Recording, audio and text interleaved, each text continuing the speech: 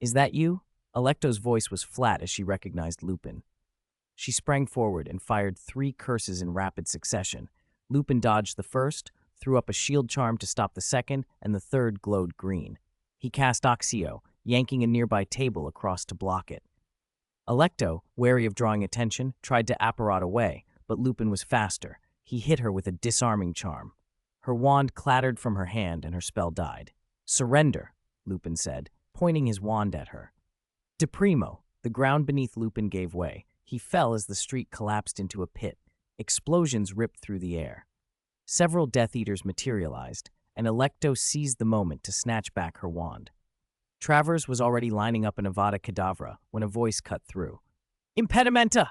Tonks had arrived, and Moody followed close behind. His magical eye swung, cataloging the scene. Lupin lay surrounded. The Order of the Phoenix moved to confront the Death Eaters.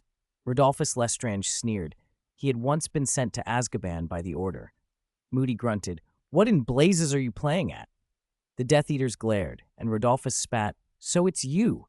You set this up, didn't you?"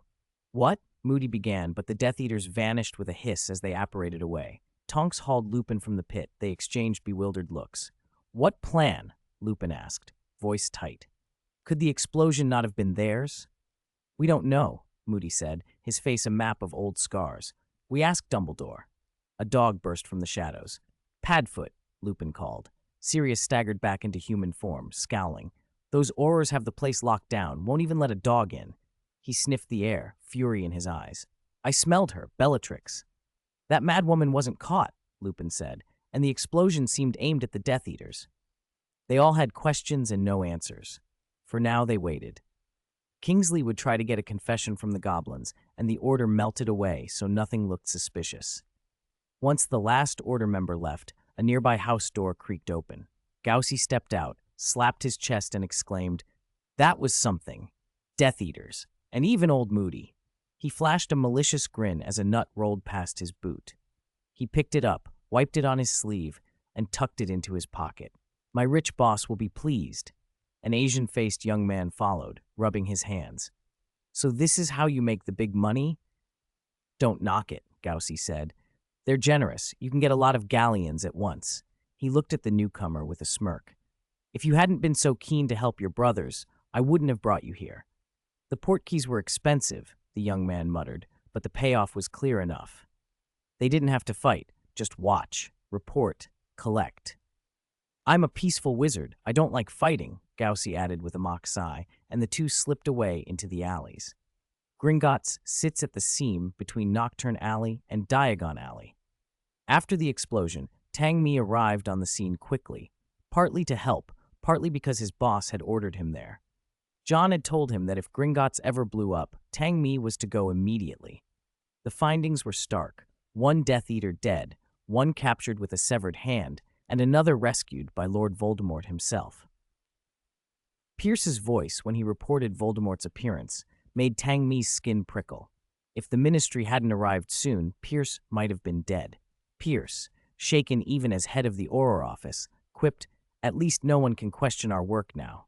Old Barty returned to the Ministry first. Pierce stayed behind to oversee the scene before he and Tang Mi slipped into a Nocturne Alley pub for a drink. Both men were men of cleanup, one answerable to Johnny Silverhand, the other to Old Barty, and there was an odd camaraderie in that. Tang Mi poured, and Pierce's hand trembled as he raised his glass. "Why were the Death Eaters here?" Tang Mi asked. "Griphook doesn't know," Pierce said. Then, with a fox-like smile, he added, "But motive doesn't always matter." "The public wants culprits, not rationale," he went on. "Locking people away in Azkaban would make their contributions visible. 2 Azkaban escapees had already been recaptured, and with the dead one, that made 3. The 7 remaining were, in Pierce's mind, golden opportunities. Catch them, and a promotion could follow, if Amelia stepped aside. He drained his drink, produced some galleons, and grinned. Tang Mi squeezed his hand. "Of course, my treat." When Pierce left, Tang Mi set 2 galleons on the table for the waiter and pushed open an oak door into the raucous back room of the pub. Colored mists swirled and burst into glittering fog. Music pounded. Wizards drank and brawled and argued. The place was the seamier mirror of the alley outside. Tang Mi toyed with a gold coin, then flicked it to the bartender. He tapped a silver spoon against his glass. The clang brought the room to silence. He scanned the crowd, smiled, drew his wand, and waved it at the huge blackboard covered with wanted posters. Wherever his wand passed, the bounties doubled. Slowly he turned, meeting the hungry, greedy faces in the room. "Go make money," he shouted. The pub erupted. Desperados who lived on the edge leapt at the chance, the highest bids, the quickest pay. One Death Eater could buy a wizard a new life. In Nocturne Alley, Johnny Silverhand's word ruled. Tangmi's announcement sent them scurrying like wolves to blood. Meanwhile, in his office, Dumbledore watched the stream of owl post with a face that kept changing. News piled in.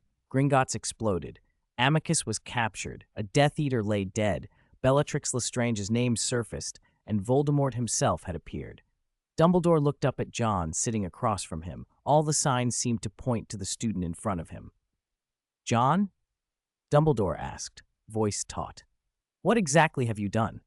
John held the time turner, the golden chain wound around his finger.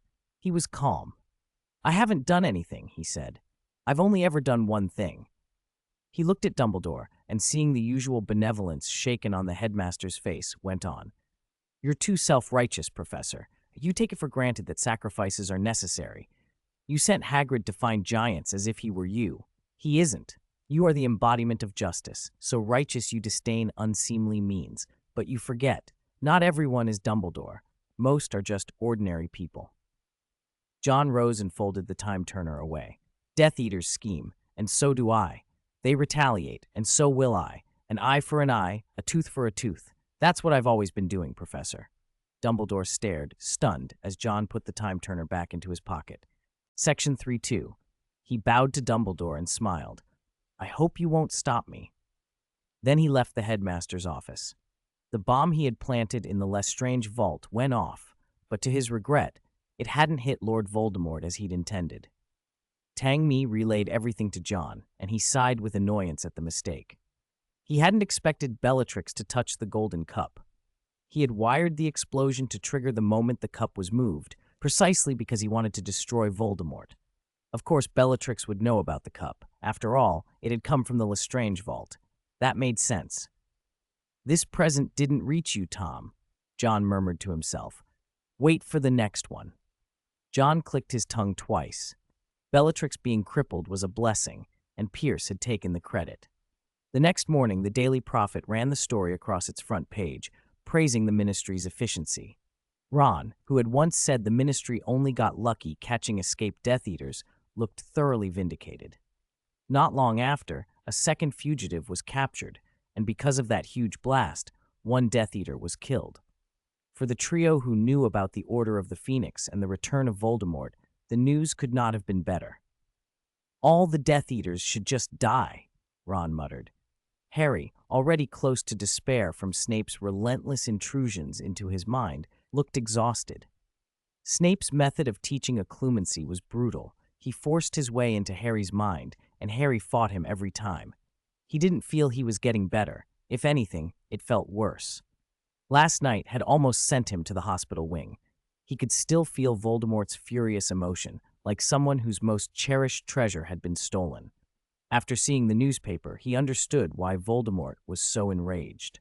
At the same time, he'd noticed something else in the reports, a familiar detail about Johnny Silverhand's security team, and he couldn't help blurting out, "It's Johnny Silverhand's people again." Since old Barty became minister, Johnny Silverhand's operatives had been cropping up in the news. The ministry's complicated relationship with Dumbledore seemed to have something to do with Johnny Silverhand.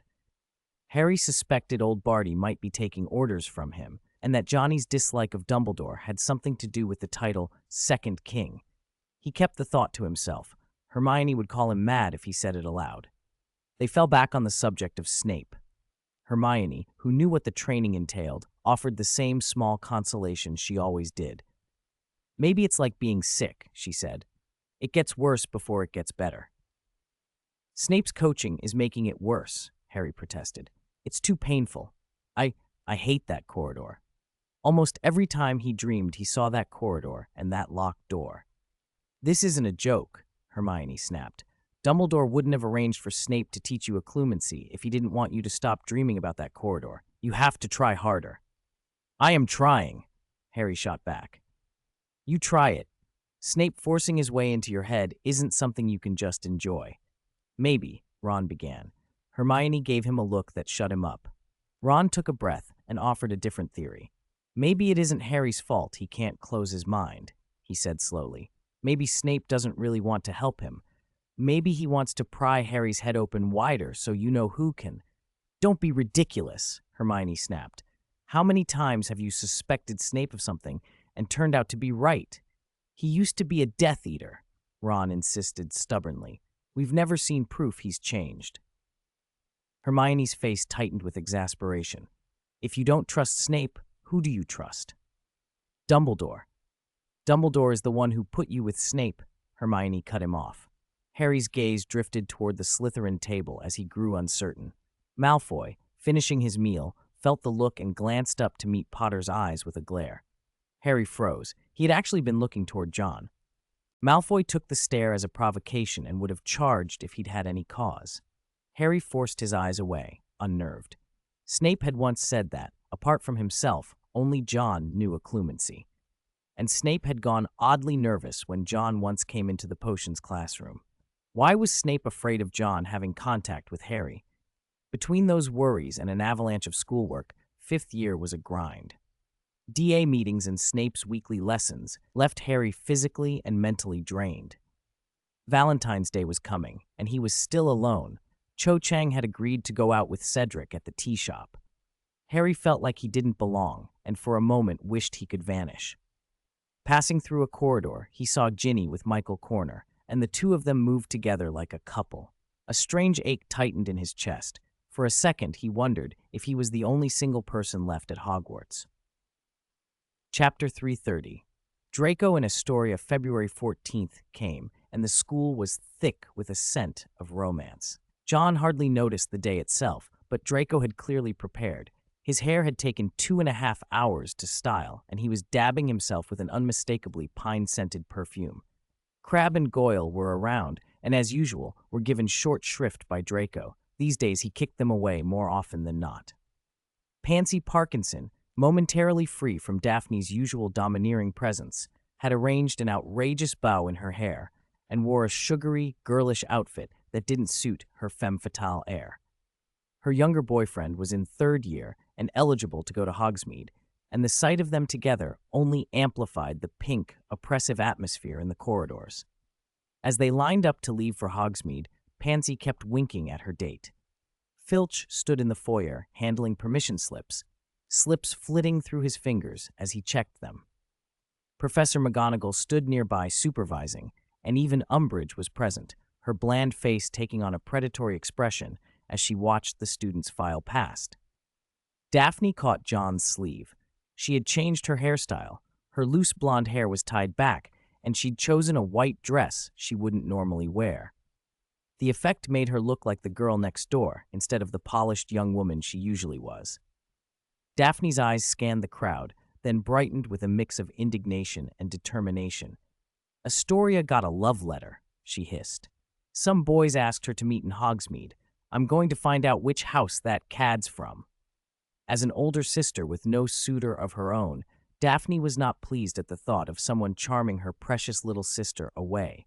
She scanned the other houses in disgust. It couldn't be Slytherin. No proper green grass would be rudely forward. Gryffindor? Those hotheads might be likely. Ravenclaw? Astoria might be flattered by cleverness. Hufflepuff? Well, Cedric was admirable, and it wouldn't be surprising if he'd made an impression. John watched Daphne peeking around a pillar and reminded her, if you don't give the permission slip to Filch, you won't be allowed to go. Daphne took a breath and walked over to hand her slip to Filch. Filch glanced at it, and when he saw John approaching, he suddenly pretended to scrutinize the paper.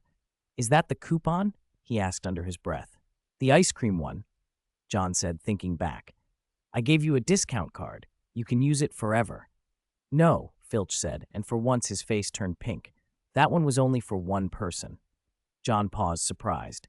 Filch had always been a solitary, querulous man. Now John noticed a scrap of new cloth peeking from beneath Filch's shabby coat, and that his hair looked unusually clean. "I suppose even promotions come with new uniforms," John murmured. A small, pleased smile passed over Filch's face. He handed the permission slip. Oddly, it bore no written name, back to John. "Have fun in Hogsmeade," he said cheerfully.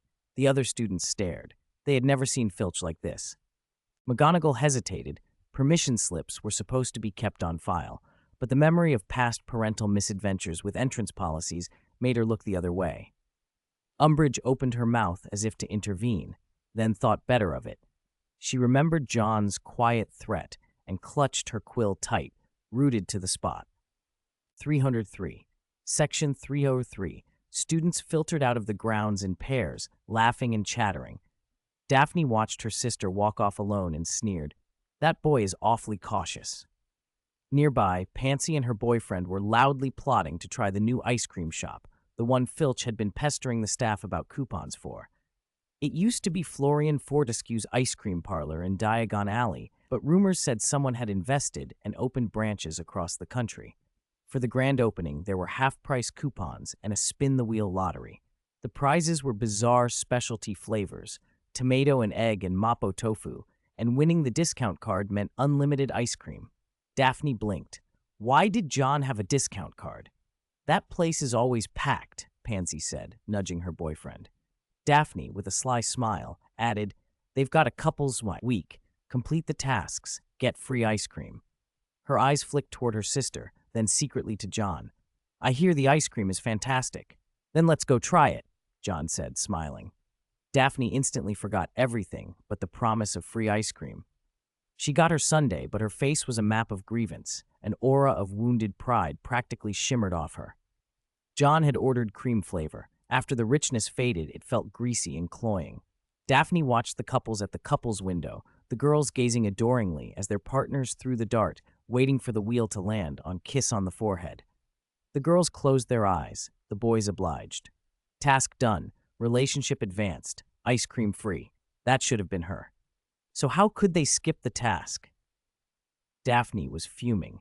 John took a bite of his ice cream and said matter-of-factly, "Because this shop is mine."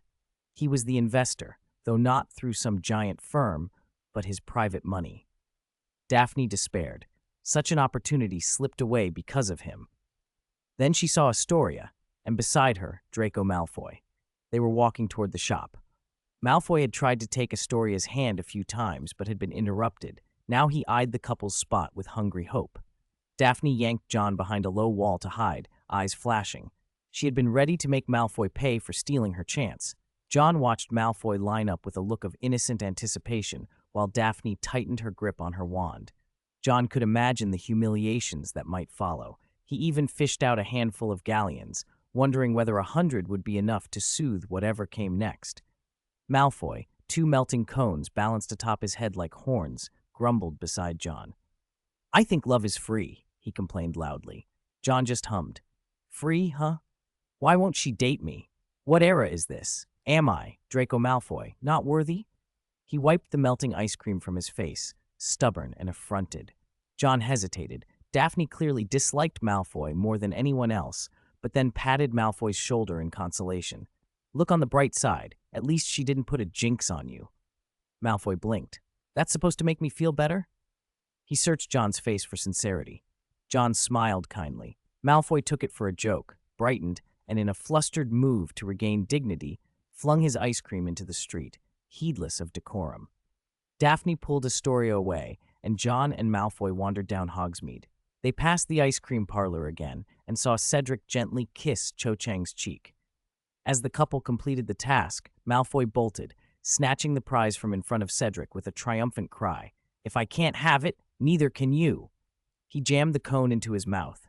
The mapo tofu flavor hit like a punch, spicy, numbing, and Malfoy nearly collapsed. He made a face, tongue tingling, on the verge of tears. "My tongue's numb," he managed. "You should be glad Cedric didn't sprint over and clock you," as they headed toward the three broomsticks. At the sight of the pub, Malfoy straightened. John peered in and recognized a familiar presence. Astoria was merely an incidental distraction. Harry Potter, John realized, was the true magnet. Inside, Harry no longer looked numb, but swaggered back into his old self. Goyle and Crabbe appeared, completing Malfoy's trio, and he strode into the pub with all the arrogance of someone who thought himself indispensable. John also looked in. Not far from Harry sat a man with pale, cotton candy hair, distinctive enough to be recognized at once. Chapter 331, Interview and Production. Harry had come to Hogsmeade to clear his head, but seeing Cho and Cedric flirting over tea in the shop had sapped him. He had been ready to give up when Hermione dragged him into the Three Broomsticks. There they found Hagrid nursing a drink. His face had new cuts and bruises. Hagrid, are you all right?" Harry asked, concerned. "I'm fine, Harry." "Hermione," Hagrid said, but his voice wobbled and his eyes never left his mug. The kids shared a look. After a beat, Hagrid sighed, then muttered, "You know, we're similar, aren't we, Harry?" Harry frowned. "Huh?" Hagrid drank. "I mean, we're both outsiders," he said, nodding to himself. "All orphans, in a way. Yes, orphans." He swallowed and added, "Having a good family makes a difference. My dad was good. Your parents, if they'd been alive, things might have been different." Hermione sensed his gloom and pressed for more. "Maybe," she offered quietly. Harry, wary, answered cautiously too. "Family," Hagrid went on bleakly. "Blood's important, no matter what anyone says." He looked utterly downcast, then winced and wiped a trickle of blood from the corner of his eye. Hermione could no longer keep quiet. "Hagrid, where did you get those injuries?" "What injuries?" Hagrid tried to laugh it off, but Hermione pointed at the cuts on his face. "All of them." "Just bumps and scrapes," Hagrid mumbled, attempting to cover it. "I do rough work, that's all." He set his glass down, clearly trying to exit the topic. "Look who it is." Someone sneered as a familiar swagger filled the doorway. Malfoy entered, contempt dripping from him. He sneered at Harry. "Potter, where's your little sidekick Weasley?" Harry stood, jaw tight. "Malfoy, I'm not in the mood." Neither of them backed down. Hagrid, slower to move, stayed put. At that moment, a surprised voice rang out. "You are Harry Potter?" The man with the pale hair had risen and was striding over, eyes on the famous lightning scar. He stuck out a hand. "Xenophilius Lovegood, editor of The Quibbler. Pleased to meet you." Hermione recognized him immediately, the very person she'd arranged to meet. "The Quibbler? That magazine?" Malfoy snorted. "Potter, you going to be a comedian now?" Harry was about to snap back, but Hermione stepped in and introduced herself. "Hello, Mr. Lovegood. I'm Hermione Granger." "I know you. My daughter mentioned you," Lovegood said. "Miss Granger, I'm here for our appointment." His presence and the way he looked at Harry made it clear. Hermione had set up this meeting. Harry's face paled at the implication that he was about to be featured in The Quibbler.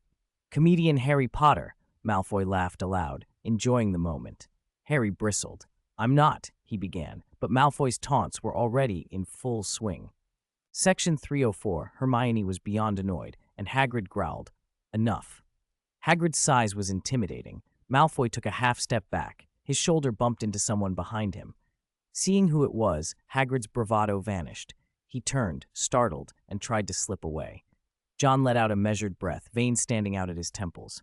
"Hagrid." John.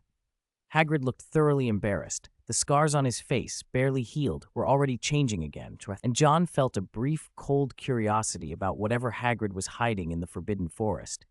I brought you some healing potions," John said flatly. "They're in the cupboard next to the armor." "Oh, right, thanks." Hagrid, suddenly like a schoolboy caught misbehaving, shuffled out of the pub. His hair was a mess, as if a dragon had singed him. He left as quickly as he could. John turned to Hermione. "What are you doing here?" "Hi, John," she replied. A light, song-like voice answered from a little way off. Luna had been delayed and now tilted her head, looking dreamily confused. "Luna," John said, glancing between her and Hermione. "Did you two make plans?" Hermione nodded. John waved. "Then we'll be going first." They nodded to Mr. Lovegood. John and Malfoy left the pub. "Bye-bye, John," Luna called, waving. The crumple-horned snorkack in her pocket had noticeably grown and poked its head out. Mr. Lovegood peered after them, astonished. "He's John Wick? He's so young." "John is a very good person," Luna replied serenely. Harry, still bewildered by the morning's rush, asked, "What exactly is happening?" They sat down and Hermione spoke seriously. "Mr. Lovegood is going to help us get the truth out." "What truth?" Harry asked, still fuzzy about the plans. You know who is back, Luna said as if reciting a fact from a dream. The Ministry's been avoiding it, Hermione explained. Harry understood then. This was Harry's chance to back Dumbledore's warnings. With the Ministry silent, Dumbledore had little way to spread the truth. The pain in Harry's scar had made it urgent. Hermione wanted people warned that Voldemort had returned. Mr. Lovegood, editor of the Quibbler, wasn't as influential as the Daily Prophet, but he had reach and willingness to print what the Ministry would not. If Harry wanted to support Dumbledore, the Quibbler was the best choice. The Hogsmeade trip ended. John returned to the castle, while Malfoy continued to mock Harry loudly. That stopped abruptly when Daphne returned. Malfoy had stolen my sister and taken John. The aftermath was humiliating. Daphne made sure he hung upside down under a leg locker curse for over an hour. Astoria's pity only encouraged Daphne's enthusiasm. John shook his head at the impermanence of social balance.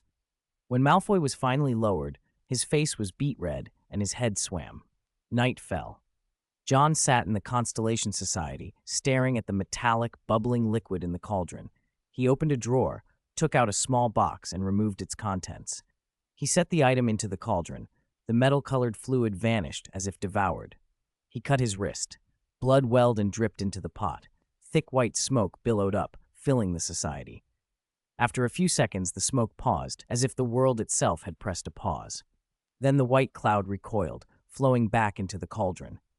The liquid took on a reddened hue. John's bleeding stopped. Pale, he left the armory. He'd lost too much blood and missed a step, banging his head on the stairs. It took him a moment to steady himself.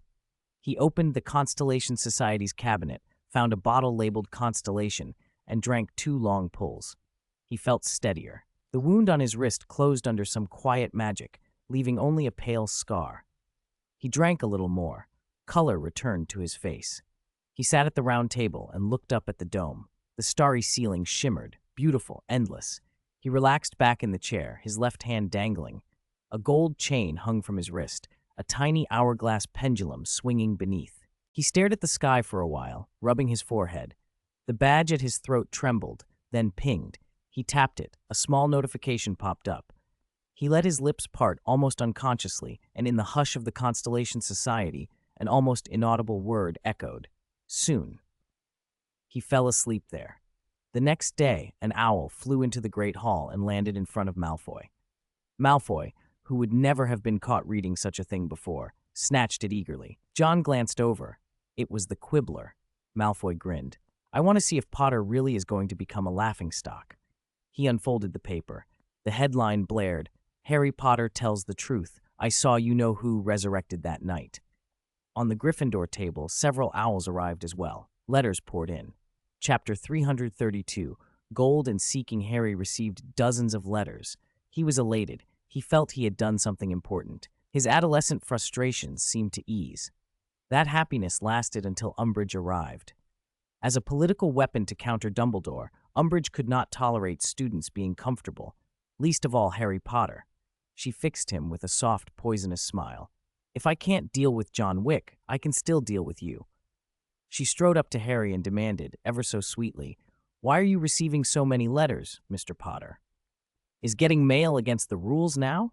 Fred Weasley shot back, as bold as ever. A faint cruelty crossed Umbridge's face. Mr. Weasley, take care, or I'll give you detention, she warned. Then she turned to Harry. Mr. Potter? Harry hesitated. He thought about hiding the Quibbler, but realized Umbridge would find it sooner or later. He decided to be honest. People wrote to me after I gave an interview about what happened last June. An interview? Umbridge's eyes narrowed. What did you say? A reporter asked questions. I answered. Harry tossed the newspaper across the table. It's all here. Umbridge snatched it, and reading, her expression soured into ugly crimson blotches. When did you do this? On the last Hogsmeade visit, Harry answered. Mr. Potter, you do seem to enjoy being in the spotlight, Umbridge said with a fake, high-pitched smile that didn't reach her eyes. Why are you lying? I'm not lying, Harry snapped. Gryffindor, minus 50 points, Umbridge announced with a forced laugh, and 1 week of detention. Harry's hands clenched. Before noon, an educational decree banned the reading of the Quibbler in Hogwarts. Hermione didn't look angry when she saw the decree. She smiled. Harry couldn't understand. Can't you see? She whispered, a little proud. If you want everyone to read your article, the best way is to ban it. Students are always tempted to defy bans. If the Quibbler had not been singled out, it might have faded into obscurity. But Umbridge had given it attention. The hallways buzzed at lunch with whispers and rumors. The story of Voldemort's return spread through the school. The way some professors reacted also tacitly suggested that Harry had done the right thing. When Harry handed Professor Sprout a watering can, she awarded him 20 points. After charms, Professor Flitwick smiled and gave Harry a box of screaming sugar mice. Small gestures, but they lent the story more weight. Big Star, enjoying the attention. Malfoy appeared and sneered at Harry. Umbridge is right. You adore the spotlight. Ron flared at him. What did you just say? Malfoy kicked Ron in the stomach. Ron doubled over. Malfoy grabbed Harry by the collar with both hands, pinning him against the wall, and snarled, His death is not your ticket to fame. You said it yourself, Potter, Malfoy hissed, eyes cold. No one dared stop him when he looked like that. Harry, trembling, forced out, I never thought of it that way. I just want people to know Lord Voldemort is back. Shut up! Malfoy pressed his forearm to Harry's throat, brutality in his face. Don't think you're some savior. Malfoy, Professor McGonagall's voice rang out. She stormed over, face pale, lips hard. Put Potter down. Malfoy ignored her. Then another voice cut through the tension. 305, Section 305, Malfoy, put Harry Potter down. Snape arrived as well and scanned the crowd with a frown. Do you want to lose house points? Harry felt Malfoy's grip loosen as his breathing quickened. He panted like a beast before finally letting go, shoving Harry hard enough that his head struck the wall. Malfoy pushed through the crowd in a rage. No one dared to say anything for fear of angering the little tyrant. Neville stood panting nearby, a black eye forming on his left side, matching Malfoy's. The two had been trading blows until Neville finally landed a punch to Malfoy's abdomen and sent him sprawling. Both of them lay on the floor, gasping for breath, while John sat quietly to one side. When can we finally get our revenge? Malfoy snarled up at the ceiling. John stroked his ring and answered calmly, Soon. I can't accept it, Malfoy said, forcing himself upright and growling. Why? Why did Heinrich have to die, while Harry Potter gets all the attention?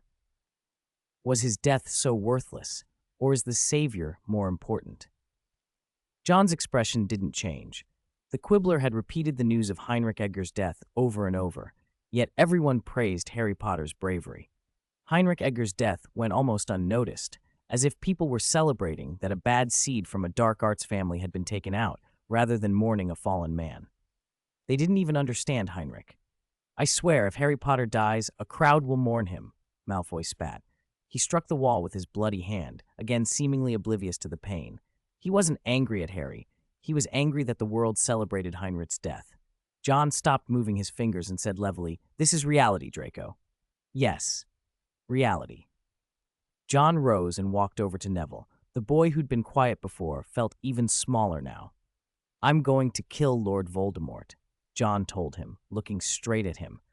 Neville, I'm placing my hope in you. Finding the Horcruxes was the key to killing Voldemort. John was missing only the last two, whose locations were unknown. That was why he needed Neville. Neville had never felt such a heavy burden press on his shoulders. He did not understand why John had singled him out, but he knew John's words carried weight. If John said he would kill Lord Voldemort, he would do it. It wasn't only the savior who could save the world. Little Hangleton.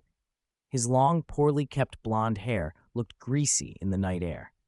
Footsteps crunched across the graveyard as his wand threw off a faint light. The masked man stopped at a scorched, ruined patch of earth and stood there for a long time. He stepped into the blackened area. The ground was dry as ash, a hole that seemed to have swallowed something whole. He reached the center and slowly lay down, stars pricking the sky above. He removed his mask with careful fingers, as if afraid to disturb the place. The smell of char rose to his nose. When he touched the earth, the soles of his fingers still felt residual heat. It's very hot, he murmured. He sat up, revealing a narrow, blonde face with blue eyes, Gin Ledisley. He spoke softly, as if keeping his voice from carrying. It's really hot. Why did you have the courage to come back here? Gin asked himself, picking at a piece of charred soil. The blackened earth crumbled in his hand and fell away. He stood and looked toward the distant hillside, where an old mansion loomed. "The last place," he whispered. Confusion and fear filled his eyes. "I'm scared," he admitted, afraid of failing. He touched the badge pinned to his chest. Warmth radiated from the scorched mark as if a palm rested over his heart. This was his last target. He had already searched many places and had found nothing, no matter how deep he dug. John had said obtaining that item was the key to success. For that, Jin feared nothing, not even death. He had seen horrors worse than death and wanted to forget, but the memory stayed burned into his mind, always reminding him. The walk from the graveyard to the hillside felt endless, but every road ends. He stood at the gates of the mansion, Riddle House, Tom Riddle's family home. Chapter 333, Jin and the Steed. The villagers still called it Riddle House, though it had been empty for years. Once the grandest house for miles, it was now damp, desolate, and falling to ruin. Ivy crawled up the walls, roof tiles were missing, and the windows were sealed, as if something terrible were trapped inside. In fact, it had been a terrifying place. The Riddle family had been found dead at their dining table by the maid, cold and still in their evening clothes. People had blamed the gardener then, unaware that the deaths were tied to the revenge of a much darker figure. Jin approached the mansion, whose former grandeur was still faintly visible. "Alohomora," he whispered, and the front door clicked open. Damp-soiled shoes stepped over the threshold. The wooden floor groaned. Lumos. Light from the tip of his wand lit the room. There were dragging marks across the floor, as if something large had been pulled through.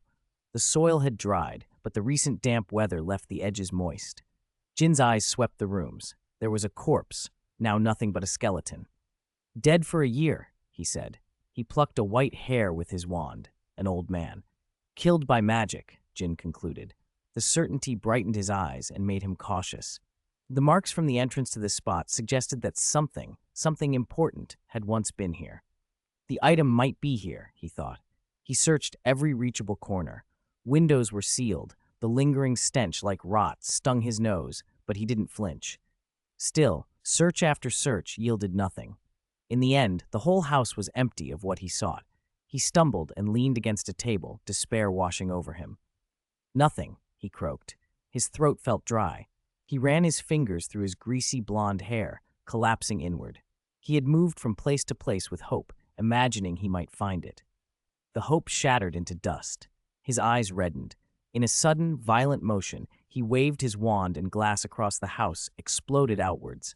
Wind whipped through the openings, plaster dust stinging his face. He slipped into obsession and a kind of madness. By the window, he spread his arms as if to step out, but then he froze.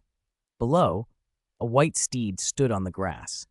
The horse lifted its head and walked off in a certain direction. Compelled, Jin climbed down and followed, hand trailing branches that nicked his skin and drew small cuts he barely felt. The steed led him to an even older mansion, at least several centuries old. Tucked between steep hills and hidden in tangled undergrowth, the ancient house oozed an eerie aura. Moss crawled across its walls, making it seem even more ruined than Riddle House. This place's antiquity carried an unsettling strangeness that repelled most people. When the steed reached the lawn, it began to graze. Jin approached and stroked its soft coat, just a white horse wandering Little Hangleton, drawn to fresh grass. He pushed through the dense nettles and reached the mansion's entrance. Chapter 334, Basil and Hedwig. The house looked like something out of a nightmare, ancient, gnarled, as if a withered old ghost might crawl out of it at any moment. The windows were hazed with grime. John couldn't see inside. He pushed the door open and stepped over the threshold. As soon as he entered, a whisper threaded into his thoughts. He couldn't tell if it was real or some trick of the mind. "You want him to live, don't you?" the voice breathed. "That person lied to you. He doesn't have that power at all," another voice countered. "If you'd been stronger, that fire wouldn't have happened. Put it on. It will grant every wish. Come on, come and find it." The whispers guided him down a dim hall to a box set with intricate dark patterns. John opened it slowly. Inside lay a black gem ring, octagonal and glassy. The voice in his head urged him, "Put it on. You know what this is. You saw it in that book. All regrets will be compensated. Put it on." The ring gleamed like a small sea in moonlight, and John felt his heart turn into a fragile boat on a stormy tide. In his mind's eye, a black-haired boy appeared, pleading. The voice promised that if he put the ring on, he could undo everything. The ring hovered close to his finger. "I want to see you again," John murmured. Just as his hand closed around it, something shoved against his chest. The ring slipped from his fingers, clattered to the floor, and he stumbled back. A white horse outside let out a sharp neigh, like it had caught a thorn. John reflexively covered the badge at his chest. It buzzed faintly, a joined message. For a moment, his eyes caught the ring on the floor, and he thought he saw a pair of greedy, unwilling eyes reflected in the gem. He picked the ring up, placed it back in the box, and took the box with him as he left. The white horse had finished grazing and was heading toward the village. John stood a moment on the path, dazed. For a second he thought the horse had shifted into someone else, but when he looked properly it was still just a horse. "Is that you?" he asked the empty air, knowing there would be no answer. The ring still tugged at him, trying to influence his thoughts, but he steadied himself and refused it. He looked back at the house, a crouched, hidden thing with a dark maw that seemed to invite people in. John flicked his wand. The door burst with a loud bang. Wind swept through and slammed it shut as if no one had been there at all.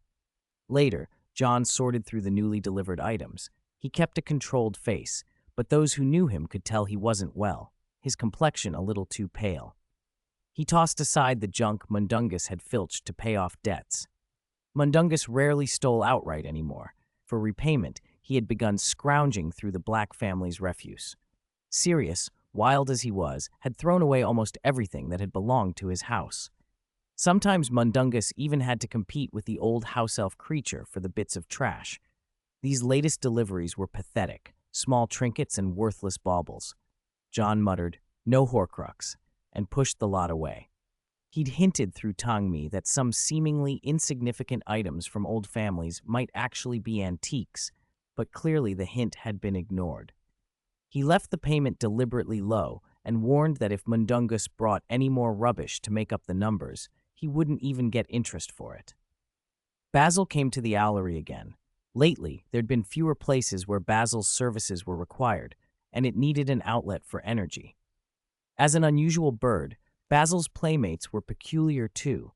Tom, who could bite a wizard into disability, or the massive cat Joe Wu, who could swat several wizards to their deaths. John was slightly surprised when Basil returned. It wasn't as neat as before, and a few feathers had been lost from its wings, but its expression was still arrogant, triumphant, as if it had won some great victory. John wondered if there was any owl at Hogwarts that could match Basil in a fight. Word reached him soon enough that Harry's owl had been sent to Hagrid's hut for treatment. John thought of Basil's smug carriage and asked, "Did you fight Hedwig?" Basil spread its wings and preened, displaying the scrape marks it had earned. Both were snowy owls, but from the day they met, they'd been enemies. The rivalry had been mild in second year, but by third year it had escalated. Even within John's house, the two had clashed. Tom wagged his tail and patted over, throwing admiring looks at Basil. John shook his head. Basil might be obedient in other matters, but when it came to Hedwig, there was no reasoning. Harry had started the day in a good mood, and many were inclined to believe him. Then Malfoy blocked him yesterday, and now Hedwig had been attacked as well. His cheer evaporated. In the Great Hall, Malfoy still shot at Harry with a sullen glare. Crabbe brought John a bowl of hot soup. John sipped it with a spoon. Daphne was annoyed. Crabbe had taken advantage of an awkward moment, and that, she said, was dishonorable. Astoria looked bewildered and helpless. Lessons that day were busy, but Hagrid seemed to be in better spirits. He'd even daubed some ointment on his face to look less miserable and suggested bringing Joe Wu to class. John refused. Joe Wu was far too large for a classroom. After class, John spotted Basil hovering near Hagrid's hut. Though it tried to hide in the trees, a seeker's eye could find the bird quicker than a golden snitch. Harry pointed it out to Hermione. "Look, Basil's back." Hermione found John and pleaded, "John, can you make Basil go away?" John didn't expect Basil to take up sentry duty by the hut. After 2 summons, it finally flew down and landed on his arm. "Can you stop attacking Hedwig?" Ron yelled indignantly. You're gonna kill her! Basil tilted its head at Ron, feigning ignorance. Ron scowled. Don't pretend you don't understand. With the pretense dropped, Basil flew to Hagrid's hut and landed with obvious intent. Ron, outraged, scooped up a stone and hurled it. Basil beat it away with a wing so forcefully the wing struck Harry on the head and left a bump. John spread his hands toward Hermione to indicate he had no control over it. He left with Malfoy, leaving Harry to tell Hagrid to keep Hedwig safe. Harry kept glancing up. Basil was sharpening its claws on the roof, leaving deep furrows in the wood with a single stroke. This owl feels wrong, Harry muttered. Ron agreed. The two of them felt a tingling along their scalps. If Basil caught hold of them, they feared even a stone might shatter against its strength. They both wondered what kind of care John had given his pets to make them so abnormal. Harry trudged back to the Gryffindor common room, worried about Hedwig. His scar throbbed again, so he pressed it to the cold windowpane by his bed. The chill eased the pain, and he hummed softly, sinking onto the mattress. He closed his eyes and, exhausted, fell quickly asleep. He dreamed Basil was flapping his wings and beating Hedwig mercilessly. He moved to stop it, but Basil suddenly grew enormous and swallowed him whole. The scene shifted into an ancient, elegant room. It was dim, as if the electricity bill hadn't been paid, the only light a lone candle casting a small circle of glow. A voice, sharp and cold, came from his own mouth and startled him. It seems I've been fooled.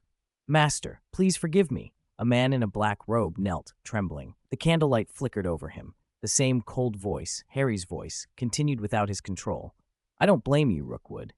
He rose from a luxurious dark velvet chair and approached the cowering man, looking down with undisguised contempt. Beyond the candlelight, someone with platinum blonde hair stood respectfully. Is your intelligence reliable, Rookwood? The voice asked. Dangerous. Harry felt an urge to kill the speaker. Reliable, Master. I work at the Ministry of Magic, Rookwood stammered, terrified. The owner of the voice turned slightly and addressed the platinum-haired man. Lucius. Master. Lucius stepped a little into the light. Harry's pupils contracted as he recognized him. Lucius said, with forced calm, I tried to control Bode, but he resisted my imperio. The master's gaze swung back to the man on the floor. Rookwood cried out, Bode couldn't have taken it, Master. He knows he can't. Stand up, Rookwood. The voice softened marginally. The man let out a relieved breath. We must begin again. Lord Voldemort thanks you, Rookwood. The voice added, I still need your help. Give me everything you can. Rookwood, as if granted clemency, swore loyalty repeatedly. Send Avery in. After Rookwood left, only two remained. Harry's glance fell back on Lucius. How is Bellatrix? Narcissa is tending her, Master. She's badly wounded, Lucius said with effort. She has many marks from magic. Dumbledore played us for fools. Dumbledore? The Master stood. It wasn't him. In the shadowed wall hung a mirror. Harry saw a face whiter than bone, pupils slitted like red eyes. It's another person, Lucius. At that moment, Harry realized who he'd been playing in the dream. No, he screamed in terror. What? Somebody fumbled at him through the curtains. Can you stop thrashing like a lunatic? Ron snapped. So I can get you out. The curtains were pulled open, and Harry gulped fresh air greedily. This dream didn't have a third stage. Instead, it had shifted directly to Lord Voldemort.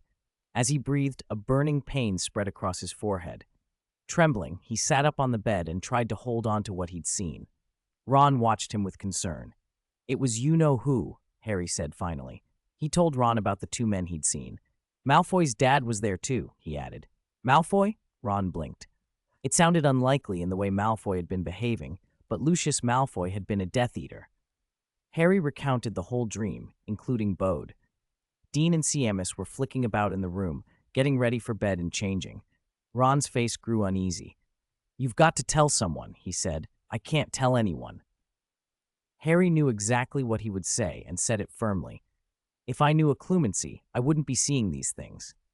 They want me to learn not to let these things in, Harry muttered. Ron understood who they meant. The next day, over the break, the two of them told Hermione. Hermione, far smarter than either of them, picked up details they had missed. Sturgis Podmore, she said, sounding breathless. Do you remember why he was arrested? Lucius Malfoy attacked him too. That invisibility cloak. Maybe he was guarding that doorway, and Malfoy found him and put him under Imperio.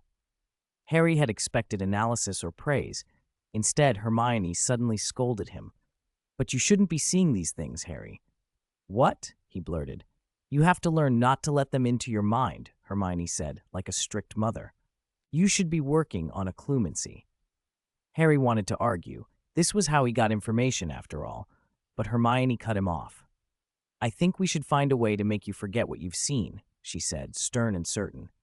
"You must put more effort into learning occlumency." Harry felt crushed.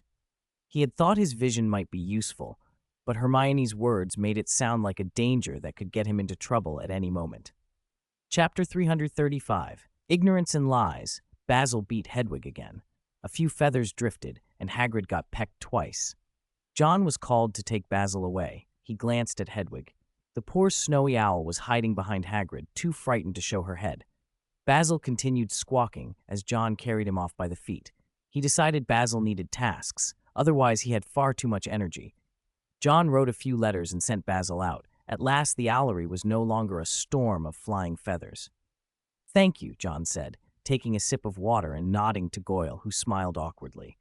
Goyle and Crabbe took turns serving as John's tea and water boy.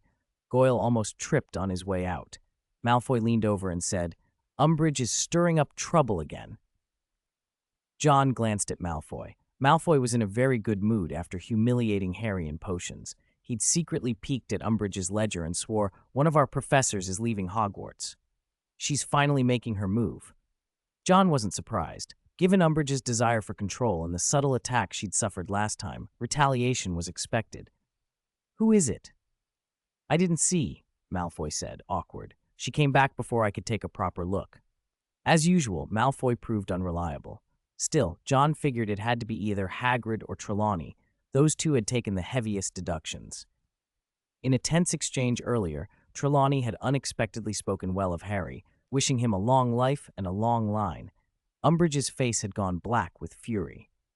John leaned toward Trelawney being the likely target. He didn't know when it would happen, but he suspected it wouldn't be long. On Saturday, Slytherin had a Quidditch match. John went to watch.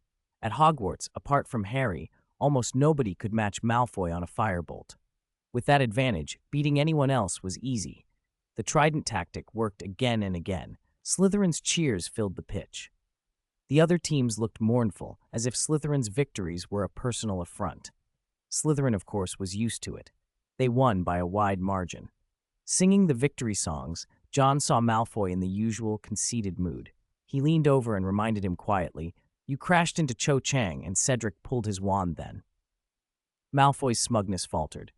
In the Slytherin-Ravenclaw match, he'd shown no restraint. He'd accelerated into Cho Chang, nearly knocking her off her broom. She'd landed crying and was likely still sobbing in the arms of the student president. Cedric had chased down Malfoy, wand out. Malfoy had run, infuriating Cedric, who pursued him from the pitch to the castle. As someone who kept fit, Malfoy clearly had better stamina and managed to escape. Not long after, though, Daphne ambushed him and hung him upside down, where he dangled in indignation and misery, almost forgetting that Daphne hated him as much as anyone. John had to step in and set him down. Otherwise, Malfoy might still have been hanging there when evening came. Harry watched the match too. He secretly hoped Cho Chang would rise to the occasion, but Malfoy, with far superior equipment and skill, had thoroughly outmatched her. What frustrated Harry more than anything were the two Ds in potions. He kept replaying that dream in his head and dared not tell Hermione or Ron. He didn't want another scolding. The only person who might understand was Sirius, but Sirius couldn't talk to him either. Now Harry was a special target for Umbridge, and even the Gryffindor fireplace was watched. Hedwig had been injured by Basil, so she couldn't carry his letters. It was time for occlumency lessons. He knelt in Snape's office. Although he tried to clear his mind, the lessons forced him to relive memories he would rather forget. Most of his childhood had been spent cowering from Dudley. These were not happy scenes. Even so, facing a master of legilimency, his secrets kept surfacing. "What was the last memory?" Snape asked. "I don't know," Harry said, his head swimming. He stood up warily and tried to joke to cover his confusion. "Was it the one where my cousin made me?" "No." Snape's humor was darker than that. "It was a man, kneeling in the middle of a dim room. A flicker of panic crossed Harry's face, and he forced a calmness he didn't feel. "It's nothing," he said. Snape's eyes narrowed like a ruler, challenging him. Eye contact was crucial for legitimacy. Harry pretended to blink and avoid a direct stare. Harry had clearly underestimated his opponent. "How did that person and that house get into your mind, Potter?" Snape asked with cutting sarcasm. "It was just a dream," Harry lied, and continued to sidestep Snape's gaze. Snape scoffed. After a long, tense silence, he growled, "Remember why you're here, Potter. Why did you give up your evening for this hateful task?" Harry shot back, stiffening. Snape drew a slow breath, arrogant, self-satisfied, precisely the manner Harry remembered from James Potter. Snape's voice was acid. "You're very stupid. I thought after 2 months you'd at least have made some progress. How many more dreams have you had about the Dark Lord?" Harry had hoped Snape would press and get the truth out of him. Even a fool could be honest. "Just this one," Harry lied again, unable to admit more. "Perhaps you enjoy these illusions and strange dreams, Potter. Do they make you feel special and important?" Snape curled his lip. "No," Harry snapped, gritting his teeth. "I never thought that." "You're no match for John Wick," Snape said coldly. "Neither special nor important, and certainly not clever." Harry's fingers tightened around his wand. "Do your job, Potter," Snape said. "You don't need to hear what the Dark Lord tells his Death Eaters." "Right, that's your job, isn't it?" Harry exploded. "Yes," Snape said, pleased to see Harry unraveling. "Now are you ready? Again, legitimacy!" Harry's mind was yanked inward. He saw 100 Dementors closing in from above. Right? In the panic, he saw Snape's face, muttering, then clearer as the Dementors faded. Desperate, Harry raised his wand. "Protego!" He saw Snape's wand spring up. He stumbled and grabbed the edge of a table to steady himself. Then another memory, not his own, surfaced. A young Snape sitting alone in a dark bedroom. "Enough!" A violent shove to his chest sent Harry backward into a shelf. Snape's face was pale, his voice cold. "You are bolder and more ignorant than I imagined, Potter." Snape used a restoration charm, and the fallen objects floated back into place. "That's progress. I don't remember telling you to use the shield charm, but it is effective. If you think you can keep the shield charm up every second," Snape continued, "then try again without it." Harry felt Snape would press him further, and had no right to refuse. He was dragged back into the memory. This time, he returned to the corridor he had seen before, and the door was open. He was stunned. He had never opened that door in any other memory. Snape noticed too and demanded an explanation Harry couldn't give. He didn't know why he had seen it either. Snape's temper flared. "Can you explain why you call Lord Voldemort the Dark Lord? I've only heard Death Eaters say that." Before Snape could finish berating him, a commotion from the foyer interrupted them. Someone had made a show of it. 2 large trunks were hauled down the stairs and dumped in the entrance hall, rolling to a stop. Trelawney stood in the middle of the foyer, clutching a wine bottle and her wand, swaying on her feet. John watched the scene with a faint smile. He pulled a letter from a small bag, and Basil swooped down to take it. As John had expected, Trelawney was the first to be dismissed, one of the school's most hopeless pair of staff, ahead even of Hagrid. Because of her last encounter with Harry, she was oddly exposed and swiftly targeted.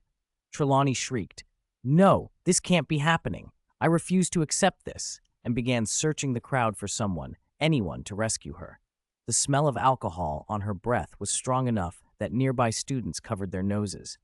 To be honest, Trelawney's yearly predictions of doom had long worn thin with most of the castle. Lavender and Parvati, who liked her, clung to one another and wept. Professor McGonagall pushed through the throng to stand by her colleague. She couldn't bear to see Trelawney cast out so publicly. There, Sybil. Calm down," McGonagall said, producing a large handkerchief and patting Trelawney's back. "It's not as bad as you think." "Why not?" Umbridge snapped, delighting in the scene. "Your assessment score is below the minimum. You are dismissed. This is the authority vested in me by the Ministry of Magic." Trelawney sat on one of the trunks, rocking and weeping, convinced that the home she'd cherished for 16 years was being taken from her. Umbridge posed like a prosecutor and reveled in the humiliation. Then a black owl dropped from the sky. A long-eared, cold dark owl circled twice, landed on another trunk, and peered out at Trelawney. Umbridge recognized the bird and the envelope clasped in its beak, the silver hand emblem stamped on it, and she let out a strangled, indignant hiss. Even Professor McGonagall froze.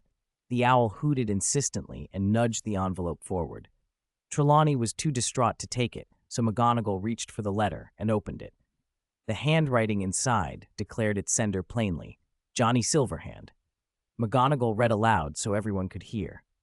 Professor Sybil Trelawney, I am Johnny Silverhand, and I hold your prophetic talents in high esteem. The Silverhand is opening a mystical divination chamber, and we require a gifted and powerful diviner to preside over it. If you are willing, Silverhand will invite you to join us as an elder with appropriate compensation. Additionally, the Silverhand cellar will be open to you permanently, free of charge. Johnny Silverhand. It was both an invitation and an employment offer. Trelawney stopped crying and snatched the letter back from McGonagall, eyes skimming every line until she reached the emblem at the bottom. Impossible, Umbridge screeched. Why would Mr. Silverhand invite a fraud? She couldn't believe someone as notorious as Johnny Silverhand would extend that hand to Sybil Trelawney. The whole spectacle left the hall buzzing. Section 309. Originally, Sybil Trelawney had been reluctant to accept Silverhand's invitation. She had lived at Hogwarts for so long and had grown attached to it, but seeing Dolores Umbridge collapse into a heap of indignation and fury gave her a wicked little thrill. I agree, she cried through tears. Tell Johnny Silverhand, I accept. Sybil? Professor McGonagall hesitated, clearly wishing Trelawney would stay. Dumbledore would too. But with Umbridge's dramatic firing, all McGonagall could do was force a smile. Congratulations, Sybil, she said. Umbridge wouldn't let it go. She dashed forward, trying to snatch the employment letter to check its authenticity. The black, long-eared owl, Riddle, was not pleased. It lashed out and tore at Umbridge's hand. She yelped in pain. If it had been any other bird, she would have retaliated at once, but she dared not offend Johnny Silverhand's owl. Trelawney, trembling, found a pen in her suitcase and scrawled her name across the parchment. The instant she signed, everything changed. Sybil Trelawney ceased to be merely Hogwarts's divination professor. She was, by the stroke of that signature, an elder of the mystical divination pavilion. A thunder of hooves sounded in the sky. A carriage, pulled by 4 winged horses, descended gracefully, followed by 6 riders on firebolts. A black-haired, masked attendant stepped from the carriage and opened the door with a bow. Elder Trelawney, he said respectfully, I am here by order to escort you. The treatment was extravagant, more fit for a state visit than a professor's departure. A red carpet unfurled from beneath the carriage to Trelawney's feet. 6 guards in long black trench coats lined either side, eyes cold and trained for combat. Even Professor McGonagall's breath caught at the display. The attendant apologized, suddenly modest. The order came late, he said. We could only prepare 6 security personnel instead of the usual 10. Please forgive our haste. Simple arrangements, McGonagall thought, with disbelief. Even the Minister of Magic did not receive such an escort. The 6 guards were outfitted with a full set of G-Series equipment, gear reserved for the Ministry's elite aurors. Trelawney, aglow with excitement, felt the tension in her shoulders finally release. She hefted her luggage toward the carriage. The attendant stepped forward, took her bags, and announced, Silverhand Cellars has prepared 32 bottles of Star Vintage to welcome you to the mystical divination pavilion. The Star line was legendary and ruinously expensive. Trelawney's joy overflowed. She mumbled her gratitude, so pleased she could have been sold, and still laughed. Dumbledore had reached the foyer, having not expected Trelawney to be lured away so openly. He hadn't realized how swiftly the letter would be executed. Composed, he stepped forward. Sybil, he said gently, you will always be welcome back at Hogwarts. Sybil appreciated the sentiment, but sat stiffly, nursing a small resentment about being dismissed so publicly. She nodded and climbed into the carriage. Inside, the furnishings were even more lavish, velvet cushions softer than pillows. The black-haired attendant closed the door and bowed to Dumbledore. Everyone, prepare. The 6 guards mounted their firebolts and took up a 6-sided formation around the carriage. As it rose, they kept tight escort. McGonagall turned to Dumbledore. It's dangerous out there, she said. Why didn't you stop her? Dumbledore's answer was calm. Minerva, she will be safer in some ways. Johnny Silverhand will likely guard her more closely than we could. His gaze flicked toward a man in the crowd. John.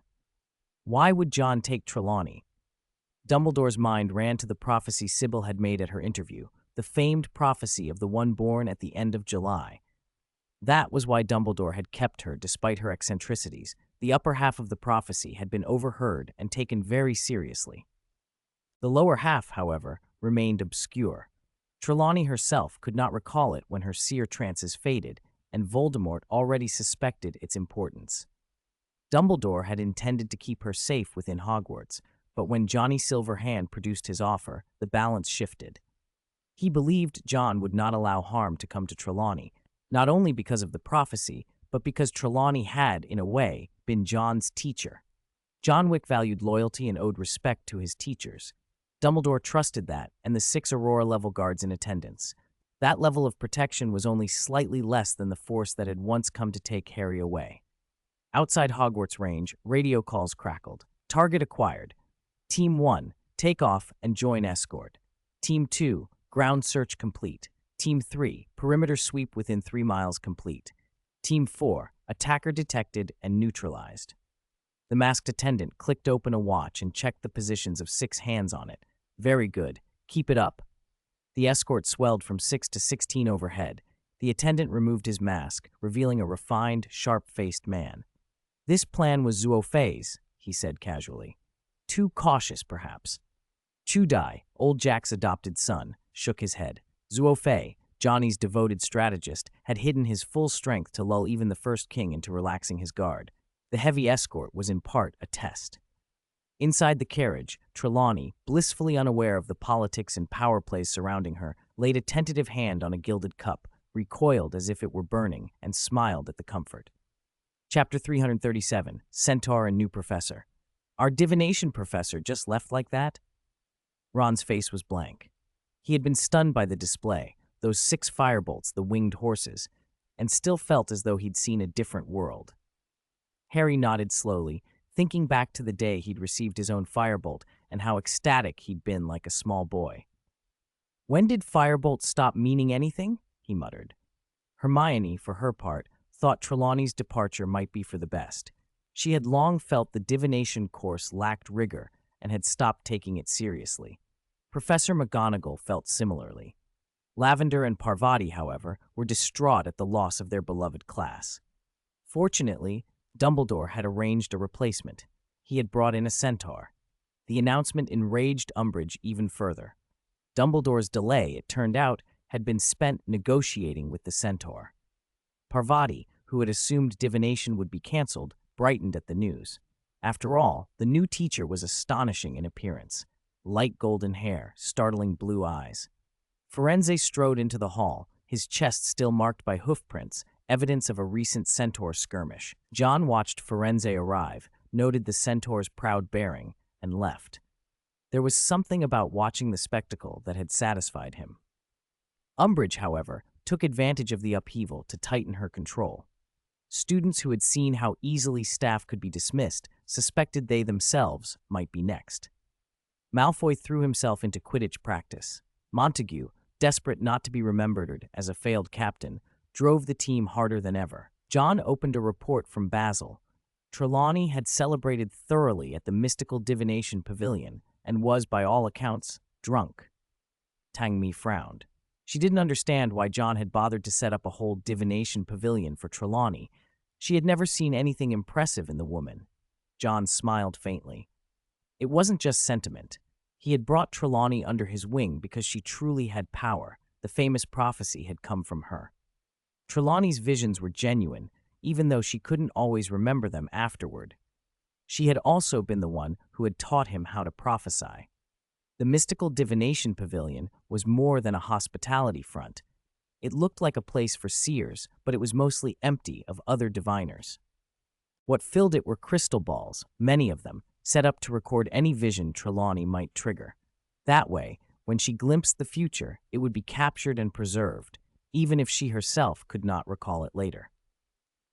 Chapter 310, Raising One More Person. With his current resources, he could endow an entire school, Hogwarts itself. So what did one more person matter? After burning the original letter, John knew Dumbledore would try to divine his intentions. He didn't care. His objective was clear. He opened his calendar, circled a date in red, and stared at the days he still had to wait. After a long moment, he wrote a new letter and handed it to Basil. "Have Riddle deliver this to old Barty." Basil nodded and took off. Tom rubbed against his leg. John pried open the cat's mouth to check his teeth. They had changed, slender, serrated like a row of saw teeth. Tom blinked and let him inspect. "There's not much rejection," John murmured. He set Tom down, stroked his chin, and said, "Maybe I should find you a test subject." Tom stuck out his tongue in a goofy, ingratiating way that made John recoil. After a pleasant spell of playing with the cat, John made his way to the Slytherin common room. He habitually picked up a cup from the table, sipped water, and idly watched a third-year boy reading nearby, the one who was Pansy's boyfriend and quite popular among the younger students. Astoria had gone to watch Malfoy train, and Daphne had gone along to keep an eye on her sister. If Astoria intervened, Malfoy would be the one to pay. After all, older sisters rarely strike younger ones. Malfoy looked destined for pity. He finished his water, set the cup down, and stood. His body rocked a little, as if his blood sugar were low. "I wonder when I can eat," he muttered, and left the common room. By noon, Pansy and Daphne arrived. "Don't let that boy touch my things," Daphne snapped as she sat. Pansy apologized profusely. John noticed the food Daphne had brought and subtly shifted his gaze. "What's wrong?" he asked. "That rude, uncivilized boyfriend," Daphne huffed. "He went into the kitchen." "How did he get into the kitchen?" John asked, surprised. Pansy, embarrassed, admitted, "He likes photography. He wanted to take pictures of the house elves working." "So he took him to my private spot?" Daphne glared at Pansy. Bound by numerous unwritten compromises, Pansy could only stammer apologies. Daphne was furious, the sort of fury that couldn't be mollified.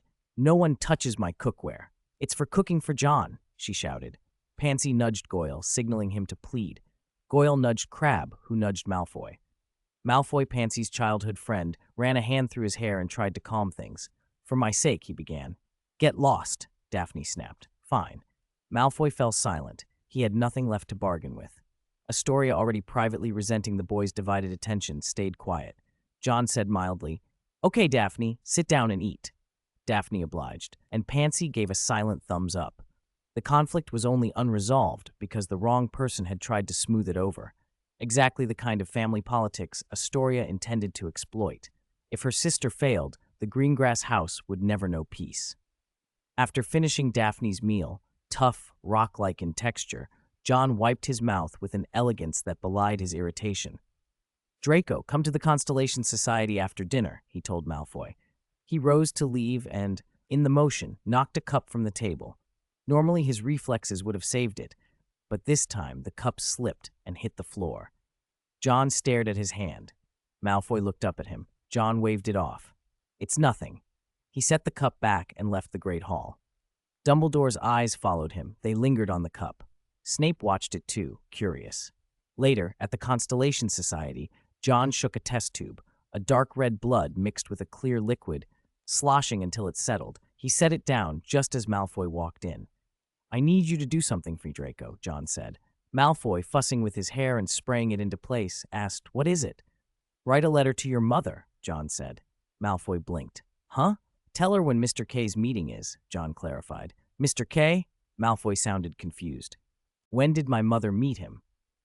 "You're not your mother," John said dryly, "so it's not surprising you don't know."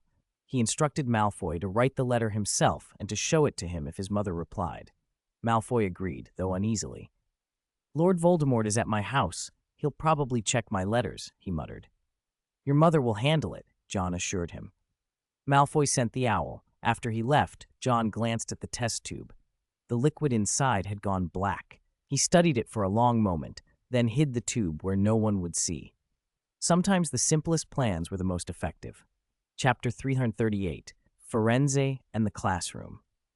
The Great Hall smelled of breakfast and a little gossip. It was divination class day.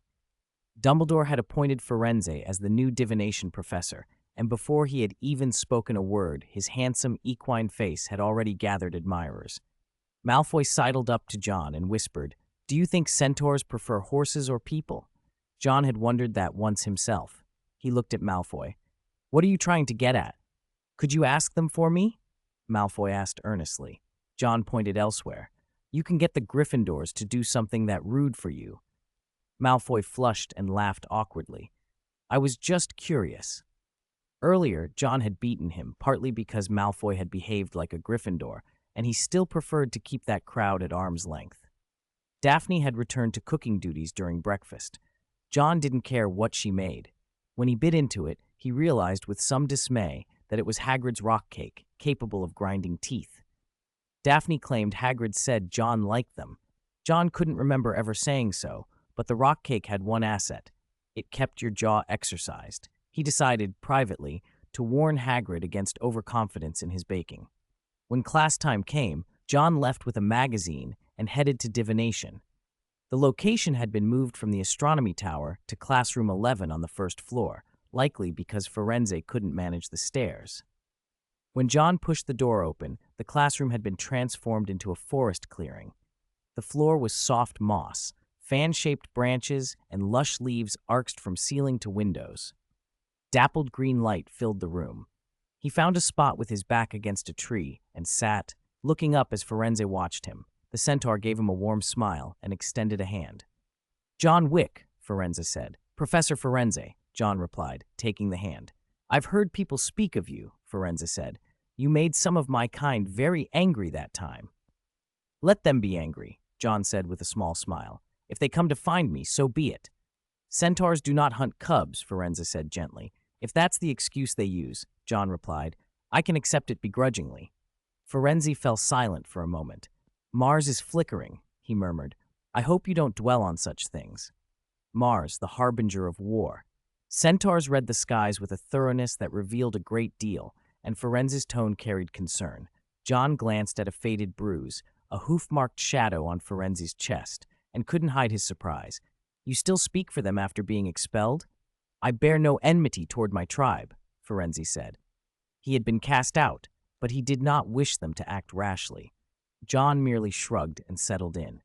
A little while later, Harry and Ron arrived, brought in by Parvati and others. Otherwise, they might have been seen heading up to the astronomy tower instead. Section 311 Firenze greeted Harry just as he had greeted John before. When the classroom door closed, the lesson began. Firenze did not hide the fact of his expulsion. He brought it up himself. The students were fascinated by the centaur, and Harry's roommate, Dean, blurted out, Does Hagrid feed you the way he feeds Thestrals? John wanted to drag Malfoy over to see the spectacle. Such a thoughtless, reckless question was exactly the sort of thing Gryffindors did. I'm sorry, Dean stammered, once he noticed Firenze's steady stare. Centaurs are not servants or pets of humans, Firenze said calmly, the most even-tempered of his kind. Parvati raised her hand, more curious about why Firenze had been banished than about whether Hagrid fed him. Firenze explained that he had been banished for agreeing to work with Dumbledore. Not wanting to dwell on the matter, he moved on with the lesson. Firenze used magic in his teaching. He raised a hand, and the light dimmed, stars appearing on the ceiling like a clear night sky. The class murmured in awe. John barely blinked, listening to the gasps and exclamations around him. Ron made an exaggerated noise, and Firenze instructed them all to lie down. They were going to learn to observe the constellations, very different from anything Trelawney had taught. Firenze spoke of Mars burning brightly, a sign that war might yet flare again. He lit sage, and they watched the thick, choking smoke curl through the air. The lesson was lively and engaging, far more interesting than Trelawney's. Even her most devoted pupils, Lavender and Parvati, seemed taken. When the lesson ended, Firenze kept Harry and Ron back. John wasn't surprised. Firenze had always been closer to the two of them than to him. Harry wondered why he'd been held back. Firenze asked, Harry Potter, are you a friend of Hagrid? Yes, Harry nodded. Then give him a reminder for me. His efforts are futile, Firenze said, shaking his head. He had best give up. Harry looked bewildered. What was Hagrid up to now? I intended to warn Hagrid myself, but I have already been banished. It would not be wise for me to approach the Forbidden Forest now. But what is Hagrid trying to do? Harry pressed, suspicious that Hagrid had taken on some dangerous project again. Firenze, out of respect for Hagrid, refused to elaborate, only repeating that his efforts were futile. John is also Hagrid's friend. Why don't you tell him? Harry asked after hesitating. Firenze was silent for a long moment, then said, He is too dangerous. Dangerous? Both Harry and Ron were taken aback. Hearing that word from the usually temperate centaur was as striking as winning a galleon in a sweepstakes. Their knowledge of John was largely limited to the school. No matter how powerful John might be, he was still just a student at Hogwarts.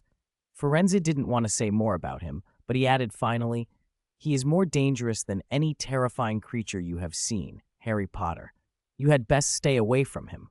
That last sentence lingered in Harry's mind as he left. More dangerous than any terrifying creature I've ever seen, he repeated to Ron. Although I think John's not a person to be messed with, Ron said uncertainly. I don't think he's dangerous. It was rare for Ron to sound sensible. Harry felt the warning was exaggerated, maybe because John was simply outstanding. He remembered how Snape liked to use John's talents to put him down during a clumsy, and the memory made his chest tighten. It was probably just an episode they'd forget after a couple of classes. When care of magical creatures began, Hagrid was unusually anxious. With Trelawney gone, he feared he might be next. He wasn't of seer blood. If he were dismissed, he would be completely without a home. John noticed Hagrid's worry and tried to comfort him during the lesson. Don't worry, you'll be fine, he said. That's not necessarily true, Hagrid muttered unhappily, casting worried glances at Umbridge. While feeding worms to a thestral, he whispered, Sybil Trelawney's gone, and now I've got the lowest score.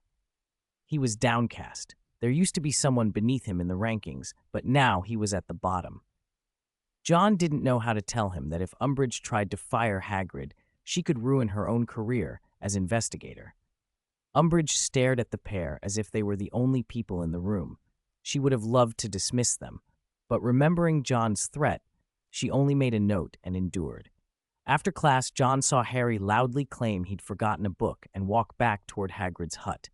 Malfoy sneered. Look at him, what a performer. If even Malfoy could see through the act, it must have been a poor one. John simply thought it an eye-opener. Some students had advantages over John, Neville, for example. Now he held the Maverlo sword in hand and watched as doors opened for students one by one, the red gem glowing. Chapter 339, Neville and the Room of Requirement.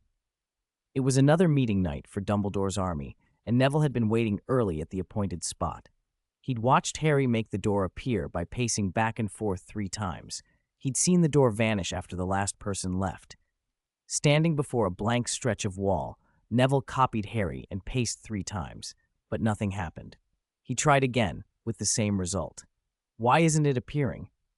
Neville wondered. He wanted to get into the room he'd seen earlier. He walked back and forth again. This time, once he stopped, the door materialized. He paused, thinking he might have just triggered the condition. Without overthinking it, he stepped forward and opened the door. The Mavorlo sword in his hand flashed, then dimmed. Neville felt puzzled. He stepped back out, and the second he exited the door, the sword's gem glowed briefly. It glows every time I pass through, he realized. He went in and out repeatedly, testing the pattern. The gem lit each time he passed. Inside the room, it was set up as a practice space, 10 humanoid training targets, each showing signs of repeated use. Feeling a little guilty, like a thief, Neville searched around, even rifling through bookshelves. But the Mavorlo sword did not light up again. He tried to recall what he'd been thinking of when the room first opened. Is it because I was thinking about something specific? He wondered. He went back out and allowed the room to disappear, then paced the corridor 3 times while deliberately thinking of the room from a moment ago. The door appeared. He understood. The Room of Requirement opened for whoever walked back and forth 3 times while holding a specific desire in mind. If that's the key, Neville frowned. How could he find the particular place holding the item he wanted? He waited for the room to vanish, then paced the corridor again, this time thinking, I need a place where I can find things. This time, the door that appeared led to a room full of sneakoscopes. The Mavorlo sword flashed once more and dimmed. Neville had found the wrong room. He hurried out and waited for the door to close. As he prepared for another attempt, he heard voices nearby. "Oh no, Filch! He found us! Run!" "Where can you run to?" "Ha ha!" "Nowhere." Two unlucky Gryffindors had been caught. From the sounds, they were on the 7th floor. Neville gave up his experiment and crept toward Gryffindor Tower. A second before the fat lady's portrait closed, Neville saw Filch, who had been patrolling the 7th floor, suddenly appear on the 8th floor, stopped in front of the portrait. Neville broke out in a cold sweat. "John shouldn't have given him those shoes," he muttered. He went back to the dormitory to rest. Harry saw him return and asked, "Neville, where did you go?" "I went for a walk," Neville said. "I hope you didn't run into Filch," Ron replied. "I did. I almost got caught," Neville said, wide-eyed. That admission was like a switch being flipped. Dean immediately launched into an account of how he had only peeked out and had been caught by Filch the last time. Seamus claimed he'd once seen the Weasley twins smuggle dung bombs into Filch's room, only to be caught before they'd even finished racing down the stairs. "Isn't Filch a squib? How is he so fast?" Harry joined the conversation about Filch. No one had a good answer. Ron guessed Filch had suddenly learned magic, and Seamus shot that down. No squib had ever just started using magic again. Neville stayed quiet, never once mentioning that John had given Filch the shoes. Neville admired John's way with people. He seemed to get along with everyone, even the difficult ones like Filch and Madame Pince. The next day, Neville returned to the 8th floor and paced the same spot 3 times. This time he had a different plan. "I need somewhere to hide things," he muttered to himself. He walked the pattern and the door appeared. Sword in hand, Neville opened it. The Marvolo sword flared red. He had found the right place. "Why haven't I seen Neville around recently?" Malfoy wondered as he handed a reply from his mother to John, glancing at the Gryffindor table and not spotting Neville. "Neville has something to do," John said casually as he unfolded the letter. The paper read, "Mr. K is temporarily unavailable." John's eyes narrowed. That could be troublesome. "Who's Mr. K?" Malfoy asked aloud, puzzled. "You can think of a friend whose name starts with K," John answered offhand. "Starts with K?" Malfoy thought of Crabbe, then realized Crabbe was at school. Why would he need to contact his mother? He gave up puzzling and called, "Crabbe, Goyle, let's go," then slouched toward the Gryffindor table to resume his usual work of bullying. John didn't bother to intervene. Malfoy knew his limits. He liked to be mean, but he stopped short of serious cruelty. As long as he stayed at that level, John felt he had no cause to interfere with Malfoy's pursuits. John opened the Daily Prophet and read the follow-up on the recent explosion. Ministry of Magic holds Gringotts accountable for secretly raising a dragon. The front page carried a goblin's disgruntled face caught on camera. Old Barty had played his hand well. Now Gringotts, who had tried to sue the ministry originally, were caught in the wrong and forced to pay for their illegal activities instead. Daphne, nearby, said to John, "My father mentioned Crouch before. I didn't expect him to do something like this." "If the goblins hadn't broken the law, Crouch wouldn't have had reason," John remarked, flipping to the list of new Galleon Prize winners. The Galleon Prize remained wildly popular, a probability-based game that had people dreaming of instant fortune. Even witches and wizards who didn't usually read the Prophet subscribed for the chance at that pie-in-the-sky win. All proceeds went to the Little Wizard Fund, so it felt like a charitable indulgence. From the Gryffindor table came a chorus of groans. "I was 1 number off," Lee Jordan lamented. The Weasley twins laughed. Their family had won the prize once, but only 700 galleons. This draw had rolled over to 3,000. Temptation made otherwise sensible people do foolish things. Some were even caught altering numbers and sent to Azkaban. Daphne and John's conversation was interrupted when Pansy, nearby, sighed in frustration. "Didn't win," she muttered. "When did you start buying tickets?" Daphne asked, surprised. "Just the last few days," Pansy whispered, unable to meet Daphne's eyes. Daphne frowned. Pansy wasn't short on money. Astoria, who'd overheard, snapped, "She spent all her money on that boyfriend." "What?" Daphne cried. "How much did you buy for him?" "You don't know. He's very diligent," Pansy protested. "Don't let him trick you," Daphne warned, angry on Pansy's behalf. Pansy bristled. "He wouldn't trick me." John shrugged. "Pansy will make her own choices. Sometimes you have to see a person for yourself to understand them, he said, and Daphne had to admit it made sense. The OWL exams loomed, and the study pressure was crushing. Umbridge's constant presence pushed some students to tears. Malfoy saw Hannah Abbott being led away and sneered, "Her endurance is too weak." John watched him quietly. "You weren't much better with the Humping Willow," he said softly. "You cried then, too." Malfoy flushed and gave a nervous twitch. John didn't leave him to squirm for long. Everyone was under pressure. The entire fifth year had an oppressive air. Hild sometimes brought expensive candies. She called them from an unfortunate friend to ease the children's stress, and she ran rigorous drills to help them release tension. John noticed the Silverhand Sweet Candy logo and guessed who the generous, unfortunate benefactor might be. He wondered if the treats were paid for and sighed at the thought of their efforts to keep everyone sane. After class, John found Neville in the Constellation Society, facing something like a great enemy. Neville had set a foul-smelling box on the floor, his whole body taut. The Marvolo sword in his hand pointed at the box, its ruby burning with a strong red light. John realized what Neville had found. The boy really was the child of prophecy. He had located something dangerous. "In a room on the 8th floor," Neville panted. "It affects people. Be careful." Neville nearly rushed to John, but John raised a hand to calm him. He opened the box. Inside lay a glittering diadem inset with jewels. Along the lower edge, John read the inscription, "Wit beyond measure is man's greatest treasure." He traced the words. "Ravenclaw's diadem," he murmured. Legend said the diadem enhanced wisdom. John recognized, too, that the object had been turned into a Horcrux. It hissed, trying to influence him in Parseltongue. Its voice wanted to worm into his mind, but John's soul was steady. Neville's resistance to the diadem's influence owed to something more than will. John had healed Neville's parents, leaving the boy content and free of bitterness, so he had no resentful foothold for the Horcrux to exploit.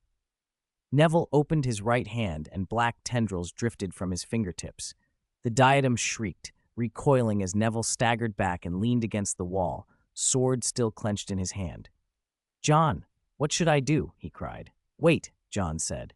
The diadem thrummed, and the black threads from John's hand wrapped around it, layer by layer. "It's fine now."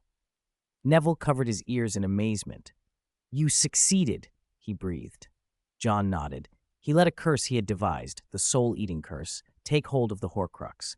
The curse countered the Horcrux's magic, but the fragment of Voldemort's soul hidden inside refused to come free, hiding itself as other Horcruxes had done. "Just like the Golden Cup," John said, thinking of similar resistance. Of Voldemort's Horcruxes, besides Nagini and the Diary, the cup and the diadem were among the cleverest at staying concealed. John pulled back the soul-eating curse. He didn't want to destroy these artifacts outright. He hoped to preserve them. Of the four founders' relics, apart from the Gryffindor sword and Slytherin's locket, the others had now surfaced. Harry thought that without the DA training sessions, he might have genuinely lost patience. Every day, under Umbridge's watch, was a struggle not to let their minds be bent by her cruelties. The DA had a new, petty motivation as well. If every member could earn an outstanding in defense against the dark arts, Umbridge's face would be priceless. They trained harder, partly for defense, partly for that small, satisfying bit of defiance. Chapter 313. Today they were going to start practicing the Patronus charm. Even many Aurors could not reliably cast it, and Professor Umbridge had never considered teaching such a difficult spell to fifth years. It was the last lesson before Easter. Harry had long since moved on from Cho Chang, and he explained the charm to everyone, how to concentrate on a single, joyful memory and drive it into the wand. He reminded them that training a Patronus would protect them well in practice, but whether they could summon one facing a Dementor was another matter. They practiced in a brightly lit classroom, minds full of happy memories. Cho summoned a swan and watched it with adoring eyes. Her Patronus was beautiful. Lavender looked on enviously. Hers produced only a silvery mist. Hermione's Patronus was an otter. The hour felt light and hopeful. Then the door opened. Dobby appeared, eyes wide with terror. He had come to warn Harry, but his fear made his movements frantic. Harry guessed what it meant before any words could be said. Someone had tipped them off. Umbridge was coming. The news froze the room. What are you waiting for? Harry snapped. Run! The DA members scattered like birds, but as they tried to flee, the door had already opened. There stood the woman in a ridiculous pink outfit, Professor Dolores Umbridge, calmly arranging a chair. Beside her stood a boy in a Slytherin uniform, snapping pictures with a camera. Every face that emerged was recorded by its flash. There was no escape. Harry was caught in the sudden flood of light. His face went pale, and Umbridge's smile grew more loathsome. They were detained, locked inside a classroom. Umbridge sat at the front, fiddling with one of those cruel little quills. Her voice echoed as she addressed them. Tell me, who instigated this, Harry Potter? The whole room felt oppressive. On each desk sat one of Umbridge's quills. Harry recognized the instrument. He still bore the scar on the back of his hand where such pens had cut into skin. Umbridge moved to one girl after another. Her cheeks were loose, her expression sickly sweet. She came to Hannah Abbott. Hannah's tears streamed, but Umbridge showed no pity. She reached out to stroke Hannah's head and cooed. Did Harry Potter organize that group? Hannah shook her head through her tears. Umbridge laughed theatrically and crossed to Hermione. No one organized it, Hermione said quickly. We just happened to be there. You shouldn't lie, Umbridge whispered, then raised her voice so everyone could hear. None of you should lie. I want you to copy this sentence until someone is willing to identify Harry Potter. Harry glared at her. Ron gripped his hand and hissed, Don't give her a chance to expel you. They all understood what she wanted, a name they could use to expel Harry. If they kept quiet, Umbridge had no power. Exchanging looks, they resolved to hold out. Umbridge shoved quills at them and ordered them to write. I hope you can study hard and become useful members of the magical community, she said with a fake smile. Failed education has turned you into unruly, lying students. I need you to write, I must not tell lies. Seamus muttered defiantly and picked up a quill. But as he began to write, he gasped. Bright red words burned into the backs of their hands as if carved. Pain flared through the room. Some students sobbed, others clenched their teeth and stayed silent. Umbridge sat back and seemed to savor their suffering. Then the classroom door opened. Dumbledore stood there. Umbridge's expression shifted slowly. Professor McGonagall had summoned him. McGonagall's face was drawn with worry as she checked on the students, while Dumbledore moved into the room with his usual calm. Investigator Umbridge, he said quietly, I do not know what my students have done to warrant punishment. They violated the educational decree, Umbridge replied, eyes glittering. They gathered privately to create a Dumbledore's army, did they not? She glanced toward the Slytherin boy, as if hoping for confirmation. No, she's lying, Fred and George shouted. The whole classroom protested. There was noise and denial. Umbridge's smile hardened. I have already informed Minister Crouch, she said sweetly. He's very interested in this Dumbledore's army. He is on his way. If Minister Crouch wishes to come, then by all means, Dumbledore said, calm and steady. Umbridge's real aim, everyone knew, was to take Dumbledore down. On the strength of that accusation, she marched Harry out toward the headmaster's office. Harry tried to speak to Dumbledore several times as they were led away, but the headmaster would look past him instead of answering. Outside the headmaster's office, a group waited, old Barty, Barty Crouch Sr., and two Aurors, one of whom was Kingsley. Barty's face was grim. I hear you are forming an army at the school? He asked. Dumbledore invited them into the office. Barty's expression only worsened. Although you have stepped down as chief warlock of the Wizengamot, he said stiffly, you must still obey the law. What will the parents think if you allow this? Umbridge, eager to please, produced a witness. She returned with a girl covering her face. Harry recognized her at once, Marietta Edgecombe, a friend of Cho's. Her cheeks were marred by purple, blistered letters that spelled the word sneak. Harry remembered that Hermione had tampered with the originals earlier. Umbridge recited the story of how she had been tipped off and presented the evidence. Barty stiffened and stared at Marietta. Why isn't she speaking? He demanded. Umbridge admitted grudgingly, I haven't found a counter-charm for that. Harry felt a small, fierce pride. Hermione's handiwork had shown through. Behind him, Kingsley muttered something under his breath. Marietta's face showed a brief confusion.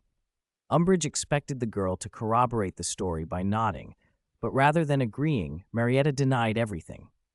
McGonagall stepped forward and joined in the questioning. It became clear that something Kingsley had said, had caused Marietta to retract. Umbridge, furious, roughly seized Marietta and shook her. For the first time, Dumbledore looked truly angry. He sprang between them. "I will not allow you to treat my students so roughly," he said sharply.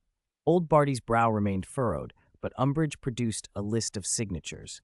When Barty read the names, he let out a long breath. Dumbledore looked at him and unexpectedly did not protest. "Since it has been discovered," Dumbledore said quietly, "I admit the existence of Dumbledore's army." "You know what this means," Barty said, his voice cold. "I do," Dumbledore replied. Then, in a voice that made Harry's stomach drop, he added, "I think I can no longer remain at the school. I will resign and take all responsibility." His eyes twinkled briefly at Harry, almost an apology and a reassurance at once. Old Barty's expression flickered. Then, after a beat, he said, "If you wish to take responsibility, Headmaster, I accept your resignation." Dumbledore resigned. Harry stared, stunned. Chapter 314. Originally, Dumbledore had only stepped down as headmaster temporarily while the investigation continued. Now that he had resigned outright, Hogwarts was without a head, and it was all because of him. Harry could only drown in guilt. "He actually resigned?" John said, surprised as he read the announcement. "Someone ratted on Potter's little schemers," Malfoy sneered. "Potter, who always thought he was the center of everything, has now driven Dumbledore out." John chuckled. At least it was handled without a fight. Dumbledore resigned of his own accord, leaving the headmaster's seat empty. Umbridge wanted the position, but old Barty knew she would only become a pawn and a laughingstock later, so he stalled under the pretense that no suitable candidate had been found. The post remained vacant. By seniority and standing, McGonagall should have been the acting head. Unfortunately, she refused, something that eased old Barty's mind. If McGonagall stepped in, Umbridge's role as investigator would face serious resistance. Professor McGonagall was not Dumbledore, but she was principled. If Umbridge started punishing students, McGonagall would be willing to clash with the Ministry to drive her out. "John, we need to talk." Daphne found him, bringing Pansy along. John noticed Pansy's swollen eyes. "Let's go somewhere else," he said. They went to the Constellation Society. The issue was Pansy, and more specifically, her boyfriend. Pansy, lovesick and naive, had been devoted to him, but he had become Umbridge's lackey. That betrayal was too much for Pansy. Considering how all of Slytherin had pressured Umbridge back then, how could a third year sell them out? Freed from infatuation, Pansy was bitter and disappointed. After she told them everything, John inwardly admired Umbridge. The woman could even cure lovesick girls by proxy. In short, Pansy had broken up with him. "So, isn't that a good thing?" John asked, confused. "Why are you crying?" Daphne blinked. "Oh, I put a howling charm on her." "John?" Pansy said through tears. "I broke up with him. Yesterday I saw him sneaking around with a bottle of something." "What was it?" "A bottle of poison." Pansy had slipped a drop into a mouse and watched it die immediately. Daphne said gravely, "I suspect he intended to poison someone." Who could he be planning to poison? Given the circles he moved in, the savior from Gryffindor was out of the question. Which Slytherin would be worth poisoning? Malfoy? Unlikely. Lucius was a high-ranking Death Eater now. It wouldn't be him. Only one answer remained, John Wick. And the only people who would use such underhanded tactics were those aligned with Lord Voldemort. "Poison, huh?" John smiled. "Pansy, you did very well." Pansy hadn't expected praise and flushed. "You two don't need to get involved. I'll handle it." Keeping them out of it, John warned, "Don't alert the enemy." Daphne nodded.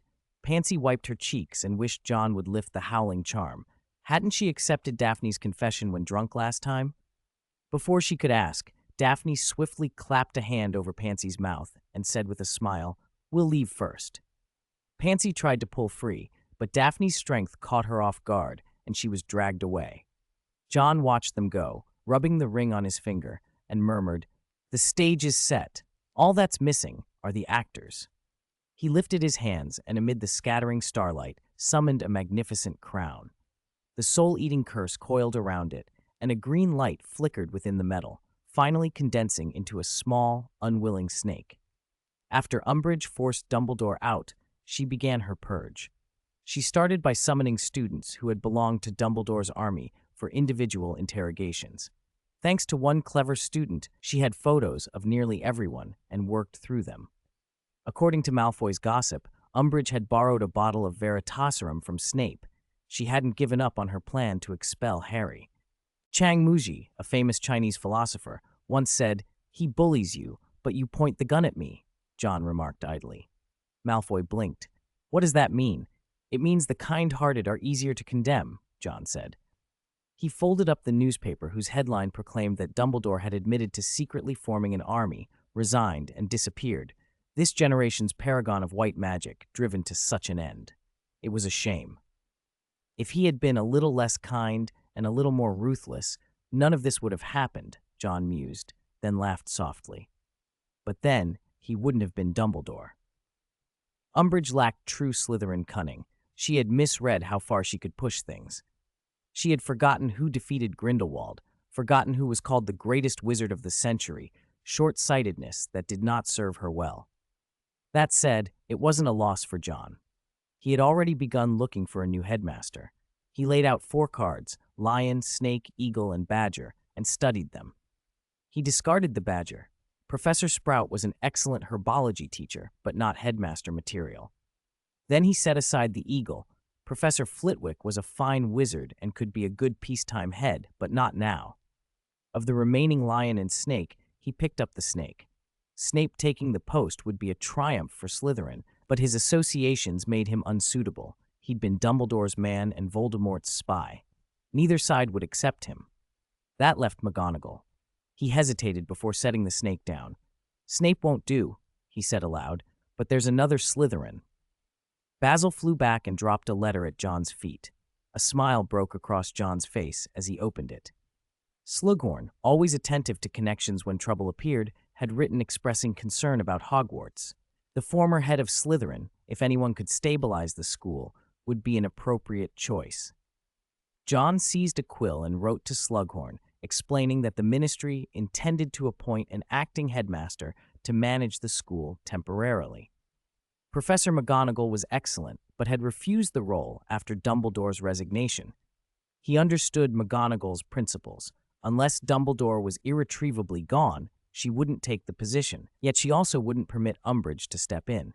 He sent the letter with Basil and slipped a dried fish into the bird's beak as a reward. Malfoy smoothed his hair and watched John rise.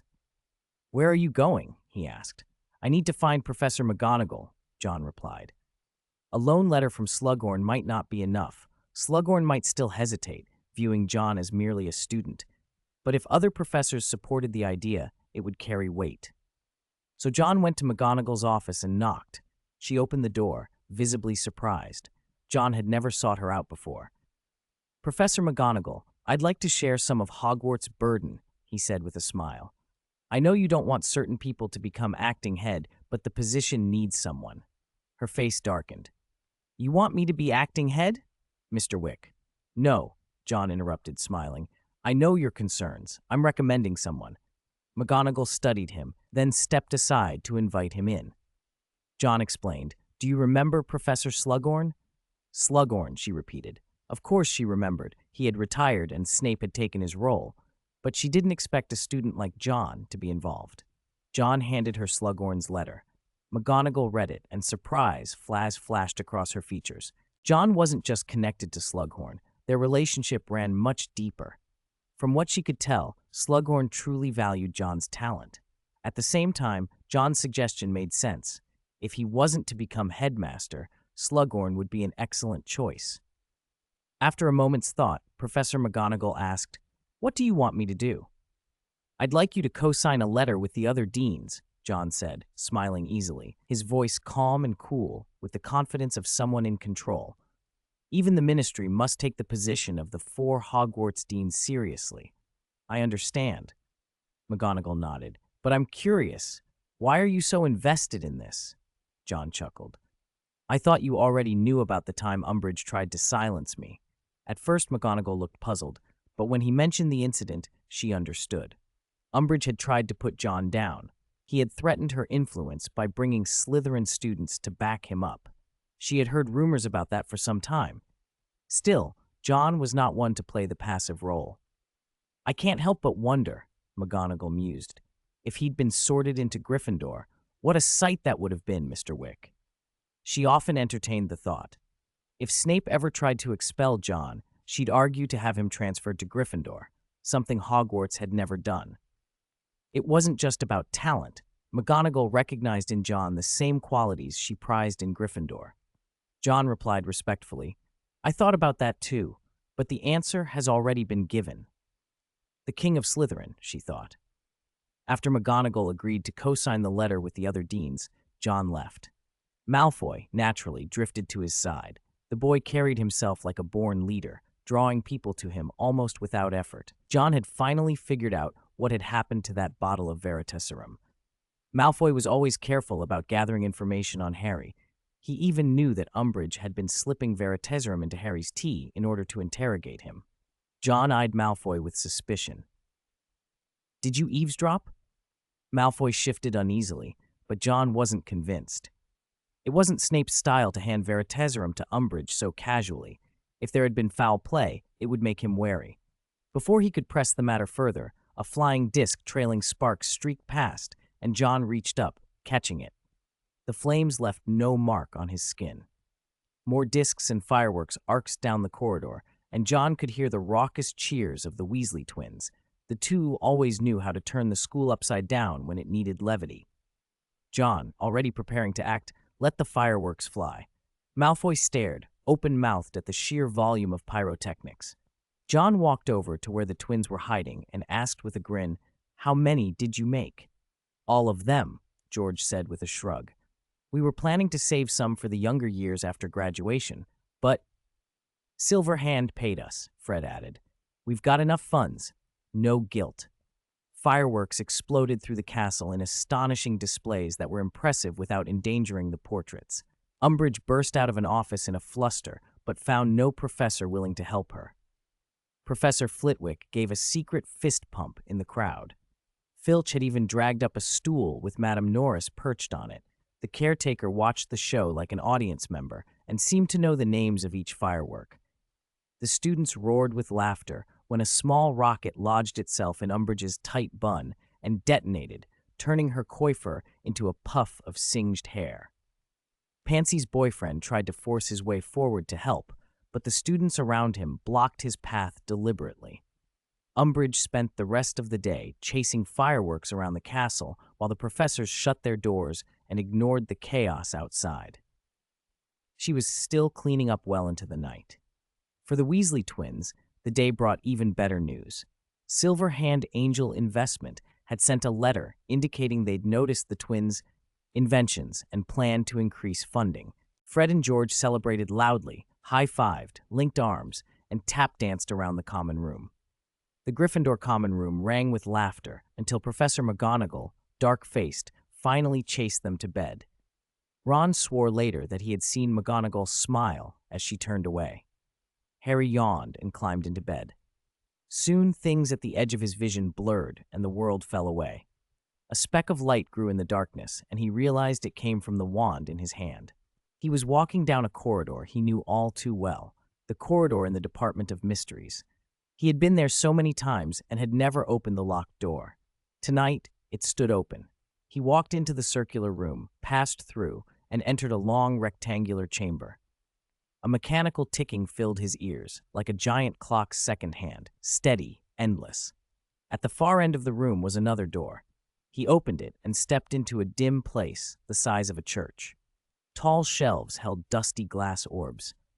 Harry's heart thudded. He knew exactly what he wanted in that room, but a sudden, sharp bang jolted him awake. The dormitory was lit by bursting fireworks. Seamus and the others laughed about a blast outside. Harry tried to get up to look, but his limbs felt heavy. The fireworks twisted into the shape of a giant snake's head that seemed to swallow him, and everything went black. Sound dropped away. Harry felt his arms and legs bound to something large and immovable, as if glued to a rock and being torn apart. Tiny thread-like things crawled up his skin. "Don't run away, Tom," a cold, emotionless voice said in the dark. Harry's eyes snapped open, trying to see around him, but there was nothing to see. "You should know, I have the power to destroy you," the voice continued. A brilliant golden flame flared in the darkness and made his soul tremble. No, impossible. How could this be? Came a high, sharp scream, and pain lanced through Harry's scar like a burning coal. He buried his face in the pillow. After a long, uncertain time, the pain eased. When he finally sat up, the fireworks were still popping in the distance. Ron and the others were asleep. Ron's soft snores told him he'd been worn out. Harry told himself he had to practice occlumency properly, or his head might very well collapse on him one day. Monday arrived. Harry was distracted through dinner. Cedric walked over to the Ravenclaw table to comfort Cho Chang. She'd been hurt by a friend who betrayed the DA, and he offered what solace he could. Harry glanced toward Slytherin and Malfoy caught him looking, offering that malicious, familiar sneer. Harry had not seen Snape lately. The last time they'd met, Harry had used Protego to rebound Snape's legitimacy, and he suspected Snape still wanted to punish him. After dinner, he trudged to Snape's office. Inside, Snape's voice was cold. "You're late, Potter." Harry watched as Snape raised his wand and plucked a few stray thoughts from the air, drawing them out and dropping them into the pensieve. Snape then studied Harry with his usual icy assessment. "Have you been practicing?" "Yes," Harry lied, eyes darting away. He couldn't meet Snape's gaze. It was a clumsy falsehood, and Snape, older and far more practiced in reading people, noticed but chose to ignore it. Just then, there was a sharp knock at the office door. Snape frowned. He had told students not to disturb him at these times. He opened the door to find Professor McGonagall standing there. "Severus, we need to discuss this matter. Phileas and Pomona are in my office," she said, glancing briefly at Harry. "I hope I'm not interrupting." Snape closed his mouth and, dismissive of Harry's opinion, said, "We'll continue this lesson tomorrow night, Potter." He got up, nodded curtly to Harry, and left with McGonagall. Harry heard fragments of their conversation, Horace, teacher, and other hurried words as they walked away. Angry and restless, Harry shoved his wand back into his robe pocket. Just as he was about to leave, something caught his eye on the doorframe. The pensieve, a pale, silvery light, shimmered in its basin, swirling in the same way he had seen in the Department of Mysteries in his dream. Harry stopped and stared at the pensieve, unable to look away. Chapter 316. Harry suspected Snape was hiding something from him. Maybe something about the Department of Mysteries. Maybe something about John. Lately, Snape had slammed the door on any contact with John, and that only made Harry more uneasy. He hesitated. Snape probably wouldn't be back for a while. His Gryffindor heart, always reckless about danger, trembled with curiosity. He drew his wand and prodded the silvery substance. The surface spun rapidly and changed, forming something like a skylight. Harry leaned over and peered in. Through it, he could see a room. It looked like the Great Hall, though different from the one he knew. Curiosity conquered caution. He took a breath and pressed his face to the shimmer. Cold darkness swallowed him. Then he landed in the Great Hall. The 4 long tables he expected were gone, replaced by 100 smaller tables. Sunlight poured through tall windows and fell across bowed heads and rows of students. Harry saw Snape, young, a student of 15 or 16. Though his features were different, that hooked nose made him unmistakable. It was exams time. OWLs, Professor Flitwick, younger and sprier, hurried past a boy with messy black hair. Harry froze. The boy looked like his father at 15. He ran closer. James Potter, unmistakable even younger, the same thin face and the same mouth, the same eyebrows. His hair and hands were so like Harry's that, standing side by side, their heights wouldn't have differed much. Sirius was there too. James and Sirius were inseparable. Lupin and Peter Pettigrew sat with them. Flitwick used magic to gather the test papers, but there were so many they knocked him over. Several students helped him up, laughing at his clumsiness, and he laughed it off. James produced a golden snitch, let it hover an inch above his palm, then snatched it back with a flourish. Harry smiled despite himself. It was so like his father, showy, theatrical. They sat under a beech tree between exams, and every time James let the snitch go, it sent Peter shrieking. Snape was already seated on the grass nearby. James couldn't stop playing. "I'm so bored," Sirius said. "I wish it were a full moon today." Lupin, nose in a book, replied darkly, "We still have Transfiguration. If you're bored, test me." Sirius snorted. "I don't need to look at this rubbish. I know it all." James, entirely different from the Simon the adults had described to Harry, grinned and nudged his friends. "This will cheer you up, Padfoot. Look who it is." Sirius turned, like a dog catching the scent of a rabbit. "Excellent. Snivelus." Snape was packing away his OBUL papers. He stepped out from the shade of some bushes and onto the grass. James and Sirius stood. Lupin and Peter stayed seated, but Lupin's brow tightened. Someone called, "All right, Snivelus?" Snape reacted as if he'd rehearsed 1,000 times. Back straight, backpack thrown off, hand diving into his robes for his wand. James was faster. With a quick flick, he disarmed him. For a moment, Harry couldn't make sense of it. Then Sirius laughed and blasted Snape with a spell that sent him sprawling in a ridiculous heap. The others sniggered. They called him Snivelus and mocked the grease they imagined on his nose would be on his parchment. Snape drew curses and glared. It was ugly to watch. "Let him go," a voice snapped. A girl with dark red hair came from the direction of the lake. Her green almond-shaped eyes blazed. James's tone softened a little. "How are you, Evans?" "Let him go," Lily Evans said, tipping her head in disgust at James. Harry felt a sharp twist in his chest. His mother's disdain for his father stung. "How did he annoy you?" James struck an exaggerated pose. "Well, he shouldn't even exist, if you know what I mean." Harry's hope that James had been kinder in his youth died. He listened as James tried to bargain. If Lily would go out with him, he'd promise never to touch Snape's hair again. Lily's look of disgust deepened. She said she'd sooner go out with the giant squid than with him. Snape, filthy-mouthed and desperate, crawled toward his wand. Lily's voice trembled with trying not to cry. Snape managed to grab his wand.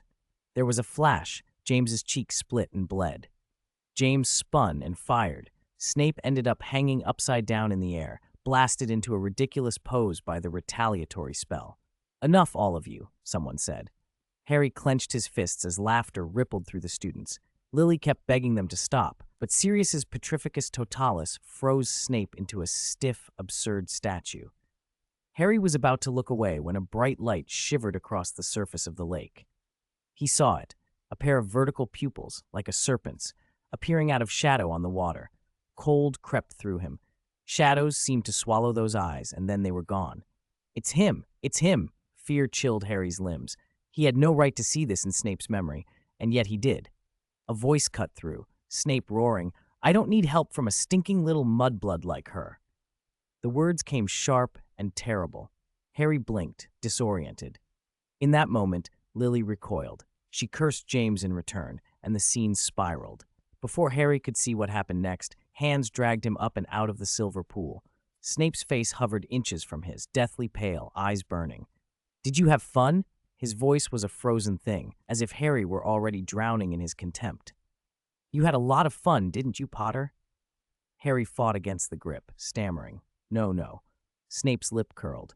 "Your father was an interesting person, wasn't he?"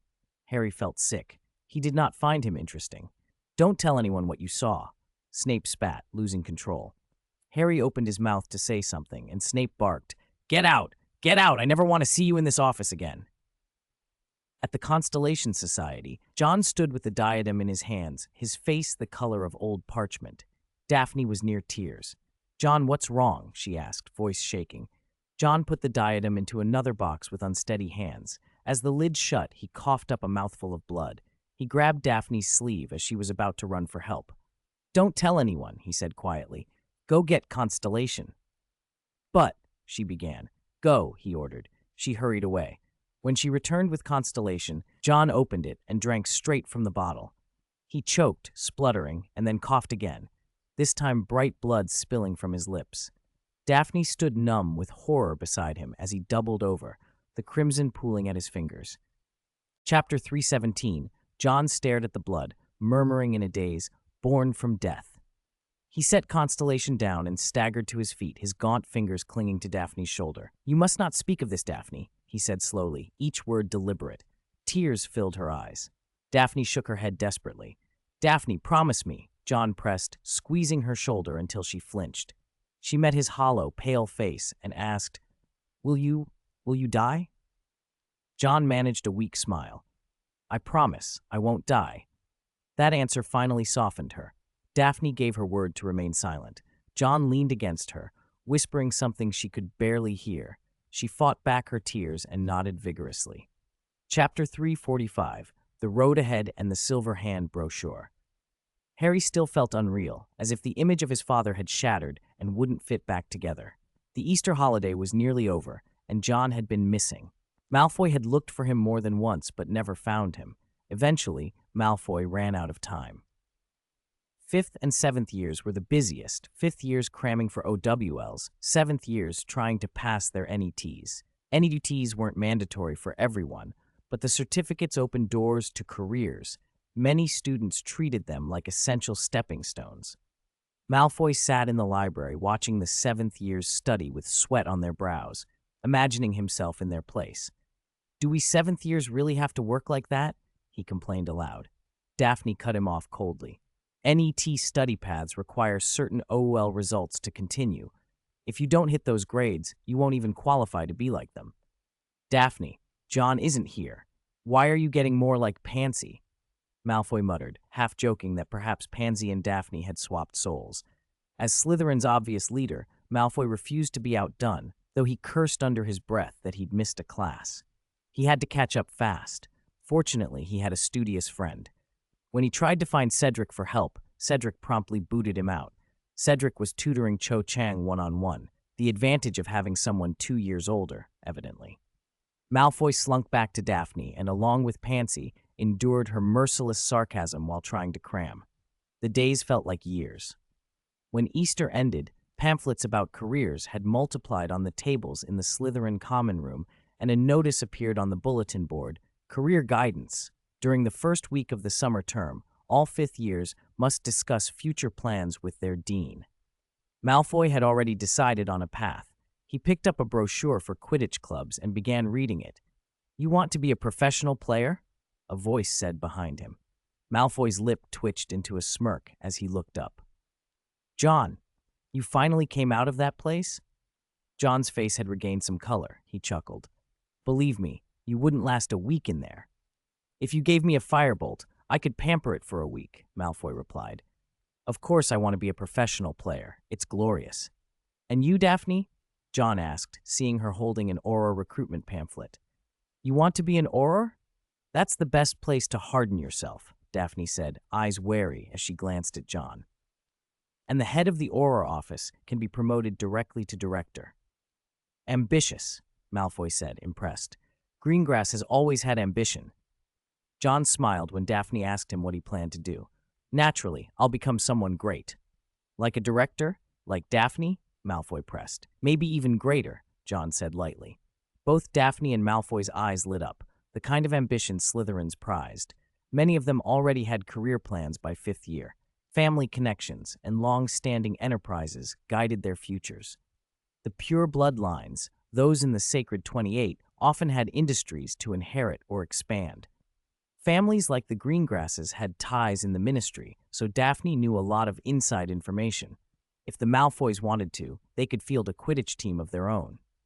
Opportunities and outlooks depended on money and connections. Meanwhile, Gryffindor was in utter chaos by comparison. "I don't want to be a healer," Ron complained, staring at a St. Mungo's leaflet stamped with a bone and wand emblem. "You need at least E in potions, herbology, transfiguration, charms, and defense against the dark arts for the NEWT results." "That's a lot," Ron despaired. Hermione tossed him a different pamphlet with a silver cross. "Look at this one. It's for healers too, but the requirements aren't as strict." "Silver Cross Hospital. Healers, caregivers, companions, nutritionists," Ron read. "Caregivers need O in herbology and potions. Companions don't need as much, but the pay's lower." Harry leaned over. "Silver Cross? Isn't that Johnny Silverhands?" "Yes, in Nocturne Alley," Hermione said, rifling through a stack of Silver Hand flyers. "There are too many brochures about the Silver Hand. The pay is very high." "Johnny Silverhand's money could probably bury my whole house," Ron muttered.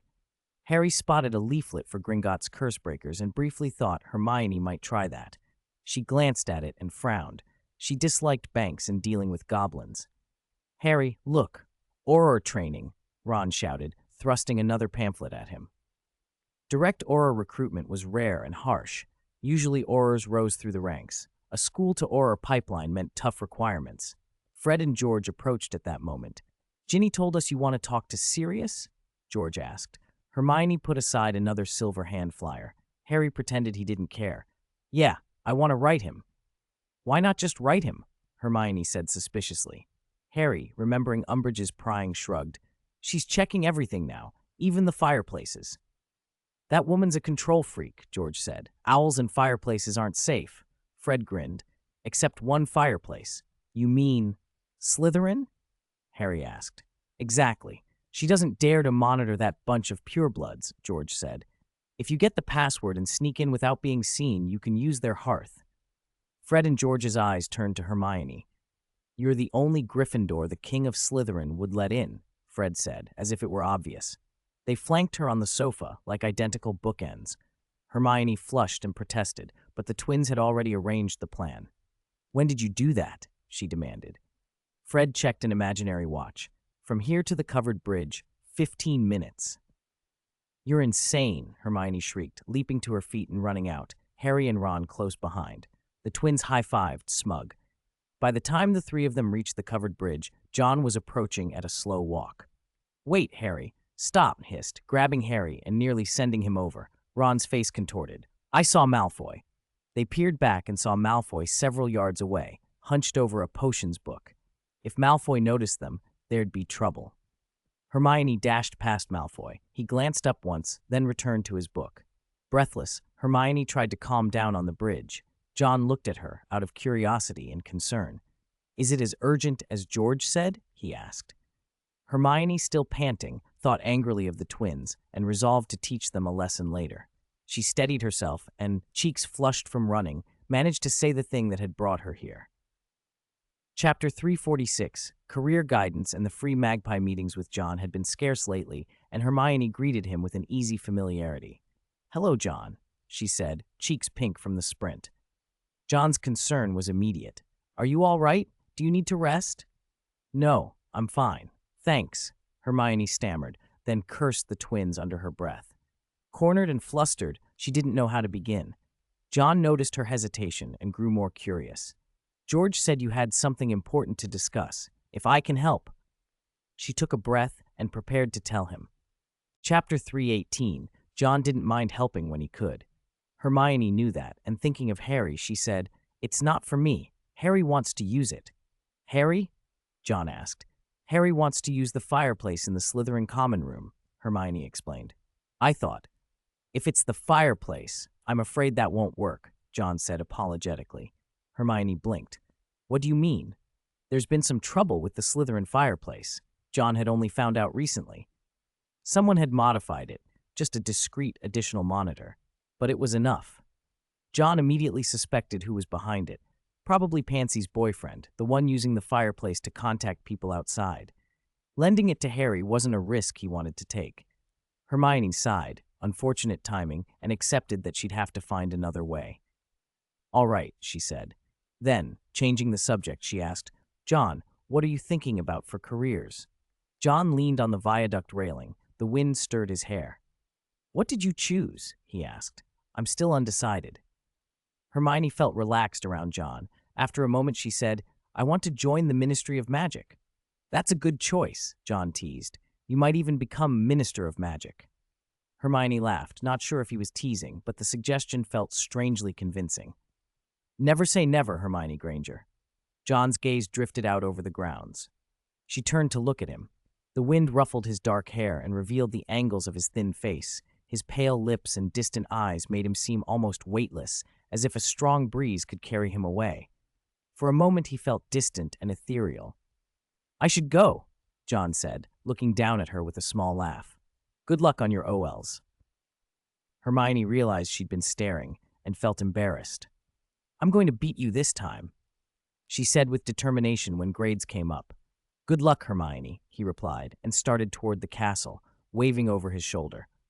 On impulse, she called after him, "John, we'll always be friends, right?" He paused, turned, and a faint smile touched his face. "Probably." Hermione watched him go. Malfoy, nearby with a book, snorted. "This stuff really isn't for ordinary people to read." "If you don't want Snape to call you in for extra lessons," John said, glancing at him coolly, You might consider studying Harry's methods instead. Malfoy had heard Harry was getting private tutoring because of his poor potions marks. He had no love for Snape, but didn't care to be mocked. Fine, I'll try harder. But you have to help with transfiguration, Malfoy muttered. He was weak in some subjects. As they walked, John said casually, Draco, what would you do if I died? Malfoy froze, a terrified expression crossing his face. He forced a smile. You're joking, right? Of course, John said with a dry chuckle. Do you really think I'd die? Malfoy exhaled and hurried after him. Even if you don't want to tutor me, you don't have to curse yourself like that. If you don't work harder at transfiguration, I'll die of anger, John responded lightly, and they let the conversation drop. Later, John was called in for career guidance. In Snape's office, he noticed the Pensieve had been moved.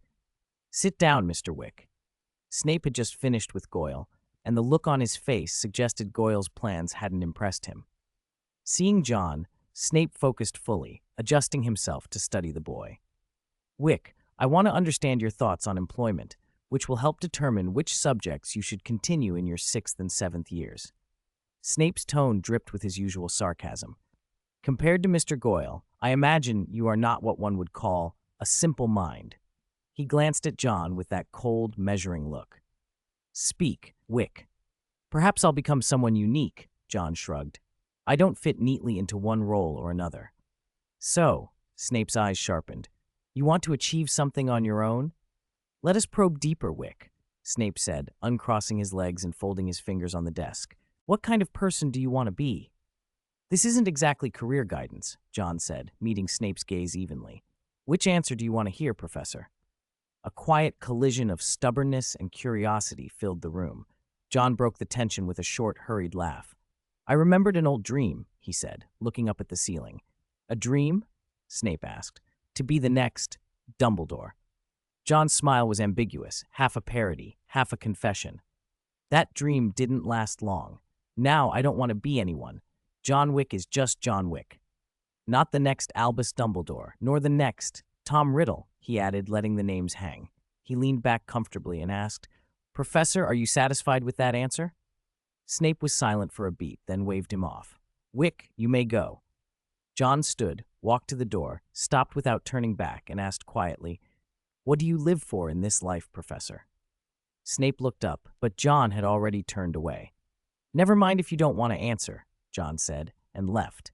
He walked down the corridor and suddenly swayed, leaning against the wall. Cold sweat beaded his forehead, and his face had gone ashen. He braced himself, breathing hard. From his pocket, he produced a silver flask and took a swallow. Color slowly returned to his face. That was a heavy price, he murmured, his expression hardening.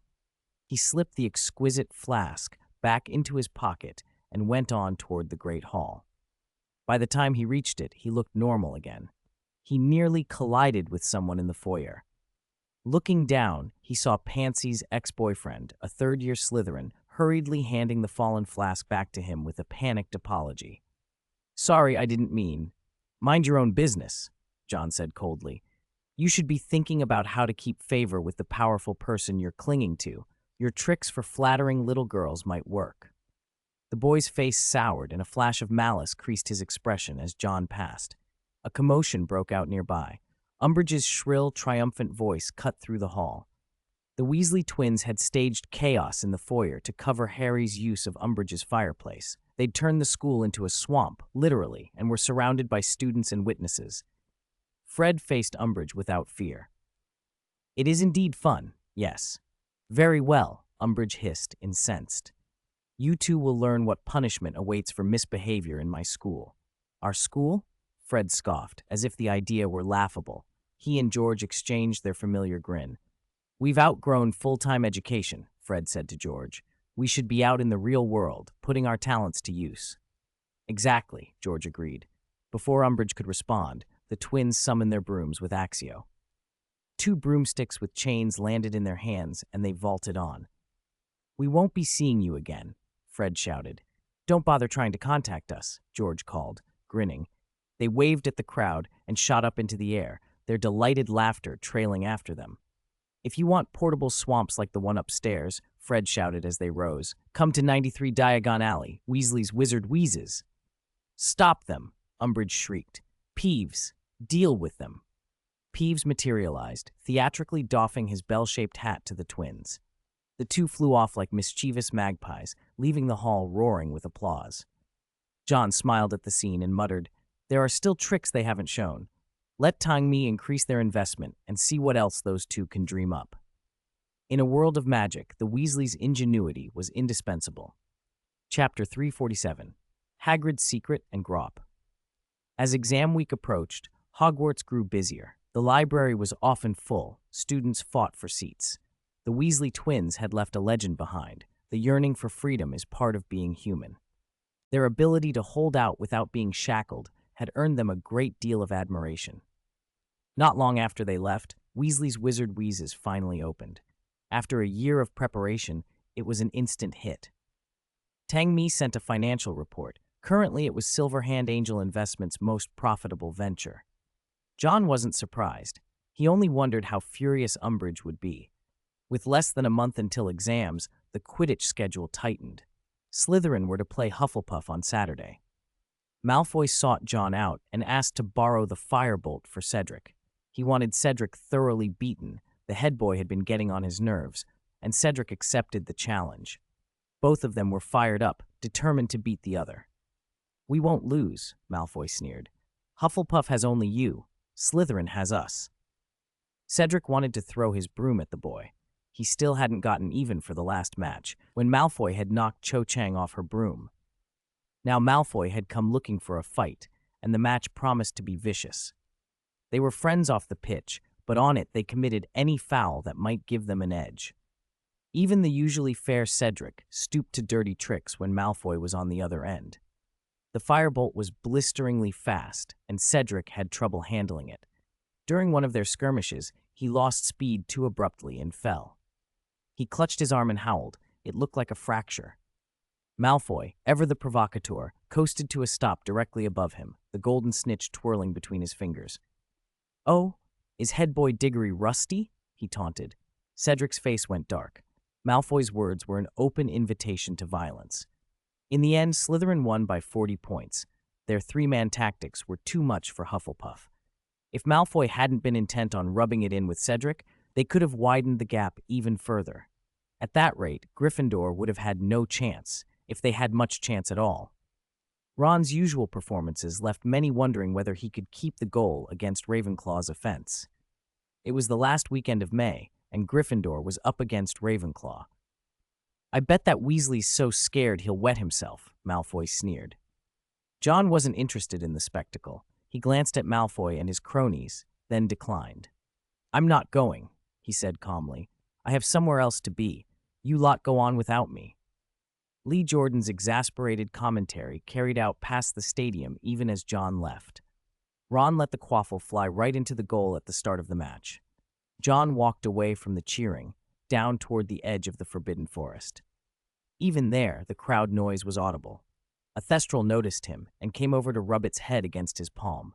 John scratched it, and more Thestrals gathered. He grinned wryly. "You lot didn't catch my death aura, did you?" Thestrals were very sensitive to death. As they clustered, a beautiful unicorn burst through the undergrowth and trotted up to him. She lowered her head and touched his temple gently with her horn. Her deep eyes were full of concern. "What's wrong?" she seemed to ask. John laughed softly. "It's nothing, Wei-Wei. Do you know about Hagrid's situation?" Wei-Wei nosed his hand. "He tied a big fellow there," she said, then offered, "I'll take you." John nodded and let the unicorn lead. The forest grew wilder the deeper they went. Brambles and ferns climbed tall enough to swallow a person, and the light dimmed to dusk. Wei-Wei moved as if she belonged there. Unicorns were fleet-footed and knew the forest routes hunters never did. John had to slow his pace to keep up.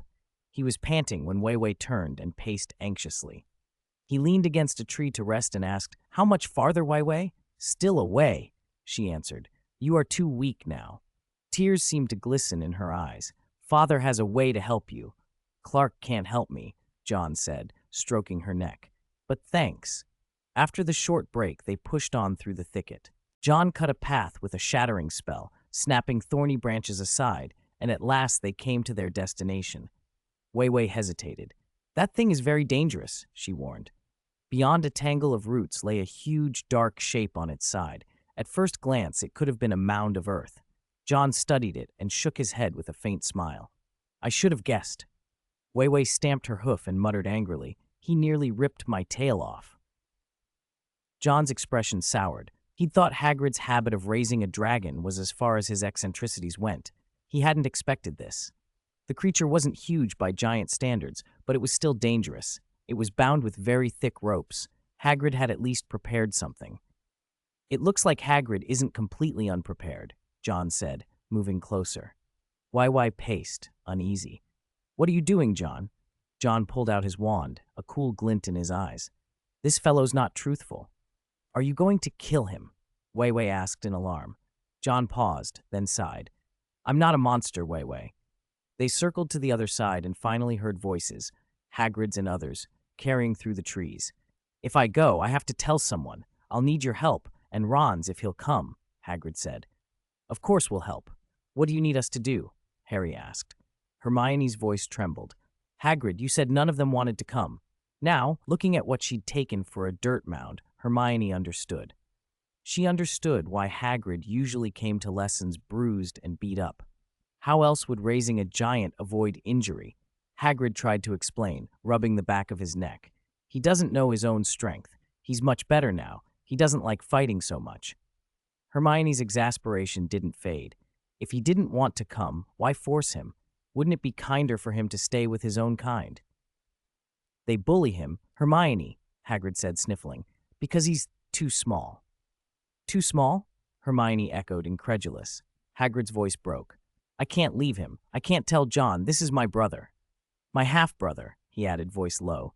"After Mum left Dad, she was with another giant, and then Grop came along." "Why can't you tell John?" Harry asked. "Because John frightened him," Hagrid said, embarrassed and awkward, as if he'd tried to explain and failed. A new voice cut through the tension, and Hagrid nearly jumped. John." John stepped out from behind a copse, expression unreadable. He poked the prone bulk with the tip of his wand. "This is the fellow you've been hiding?" "John, you'll wake him," Hagrid cried. Harry and Hermione tensed. Hermione gave a high little yelp. "Get out of there, please." John raised an eyebrow. "Hagrid, do I seem that terrifying to you?" "No, it's not that, John," Hagrid stammered, his beard in knots. "It's just a feeling." He tried to explain but fumbled. John's face didn't change. "This big fellow, he the reason you always come to class with bruises?" Hagrid swallowed. "This is my brother Grop," he said, tugging at his moleskin coat. "It's not fighting exactly. He can't control his strength." He was still trying to convince them when Grop stirred. The giant's face seemed carved from a rounded boulder, broad, blunt features, a thick, shapeless nose, and a mouth full of crooked, oversized teeth. He blinked awake, and his gaze fixed immediately on the unicorn. Wei Wei whinnied and trotted away from his outstretched hand. Hagrid stared, finally noticing her presence too. Grop strained against his bonds, angling toward the unicorn with a child's clumsy longing. His hands tore at the ropes. "Grop, quiet. Don't touch that unicorn," Hagrid pleaded, but Grop was like a small, overstrong child. He paid him no heed and kept pulling at the ropes with all his might. "I said, Grop, don't do that," Hagrid shouted. "I brought someone to keep you company. Do you see? Hey, you big clown, look down," Grop snarled, ignoring Hagrid. "Hagrid, no," Hermione pleaded. Grop only growled and reached wildly. John felt the press of raw, clumsy power beside him, like a small mountain. The giant's massive hand swung toward John. "John!" Hermione screamed. John snapped. He turned slowly, his eyes flashing with dragonic light, and let out a low, rumbling growl. "Stop that if you value your hands," he warned. The pressure that rolled off him like a living thing made Grop shriek and stumble back. In Grop's wide, frightened eyes, the small man suddenly became a dragon that could swallow him whole. The giant curled up, trembling and pathetic. Hagrid breathed out, half relieved, half amused. "John, you scared him," he admitted, then added quickly, "but that calmed him down." John glared at Hagrid. "Who told you to treat me like a dangerous animal?" he snapped. Hagrid looked contrite. Harry and Hermione, having regained their nerve, edged closer. With John standing near, Grop dared nothing. Hagrid brightened. "Hermione, can he call you Hermy? Your name's a mouthful." "Anything's fine," Hermione said, still a little shaken. Harry, bolder than she, stepped nearer to study the giant. Grop was almost as tall as the dragon Harry had seen in the Triwizard Tournament. "This is John," Hagrid went on. "Harry and Hermie, these are your friends, Grop." Grop's lips trembled around the name. "Joe John," he repeated in a frightened, garbled way. Hagrid clapped happily, pleased that John was the first and strongest image in Grop's mind. Wei, the unicorn, drifted forward, so luminous she seemed to glow in the forest gloom. Grop, tied and unable to move, could only watch. "Unicorn," Hermione breathed. "This is Wei," John said. Wei dipped her head and touched Hermione's forehead gently with her horn. Hermione felt a voice in her head, soft and impossible to believe. Harry felt a flicker of recognition too, like the unicorn he had once met. "Let's call it a day," Hagrid said, relieved that Grop was settled. "Shall we go back?" John nodded to Wei. "Thank you," he said quietly. Wei nudged him once and turned back into the trees. Hagrid was buoyant as they started out. But Hermione's voice fell to a whisper. "If someone finds Grop in the Forbidden Forest," John waved a hand casually, "there are plenty of creatures in the forest already. Say he ran off on his own. It was a good excuse. No one would be surprised to find a strange creature in that vast wood." As they walked, Hagrid halted, alert. John's ears twitched. He heard hooves. "Wait." Hagrid's hand went to an arrow, and he knocked it to his bow. Harry and Hermione raised their wands. "You've been told," a deep voice said from the green dappled light, "that you are no longer welcome here." A centaur emerged, torso of a man, the body of a chestnut horse, his face high-boned and proud beneath dark hair. With him came more rustling and the arrival of several others. Hagrid shifted, wary. "How are you, Megorian?" he called. Bane, a black-bodied centaur with a black beard, stepped forward, bristling. "We agreed how to deal with this if he appeared again, did we not?" He said to Megorian. "You're calling me this person?" Hagrid snapped. "Just because I stopped you from killing someone." Megorian sighed. "You shouldn't have interfered, Hagrid. We are not like you. Our laws are different." "There's no difference," Bane interrupted hotly, stamping his hooves. "Nature's law is the only law here," another centaur declared, voice cold. "Power decides everything." Under the centaur's wary gaze, John stepped forward from behind Hagrid. He was clean and calm, expression cold. "You don't seem to have learned anything," he said. Bane, who had been all heat and fury, suddenly went stiff with unease. The centaurs almost reflexively notched their bows and aimed at John. "Don't move," Hagrid barked, bringing his bow up as well. "It was never yours," John said quietly as he walked past Hagrid. "If Hogwarts weren't here, would you even be allowed to stay in this part of the forest?" Bane's mouth tightened and dozens of arrows flew. "John, don't," Hermione warned. John's eyes narrowed. He let something like a great weight settle over the clearing, the same pressure that had cowed Grop. "Let's see if I don't kill all of you," he said, coldly. He raised his wand. A white, crackling light shot out and wrapped around Bane. Arrows whistled toward John, but stopped in midair as if held by an invisible wall. He flicked his hand. The arrows shattered and flew back.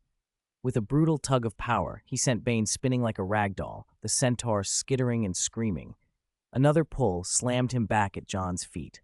"Weakness is not a way to survive. Arrogance is," John told the dazed centaurs.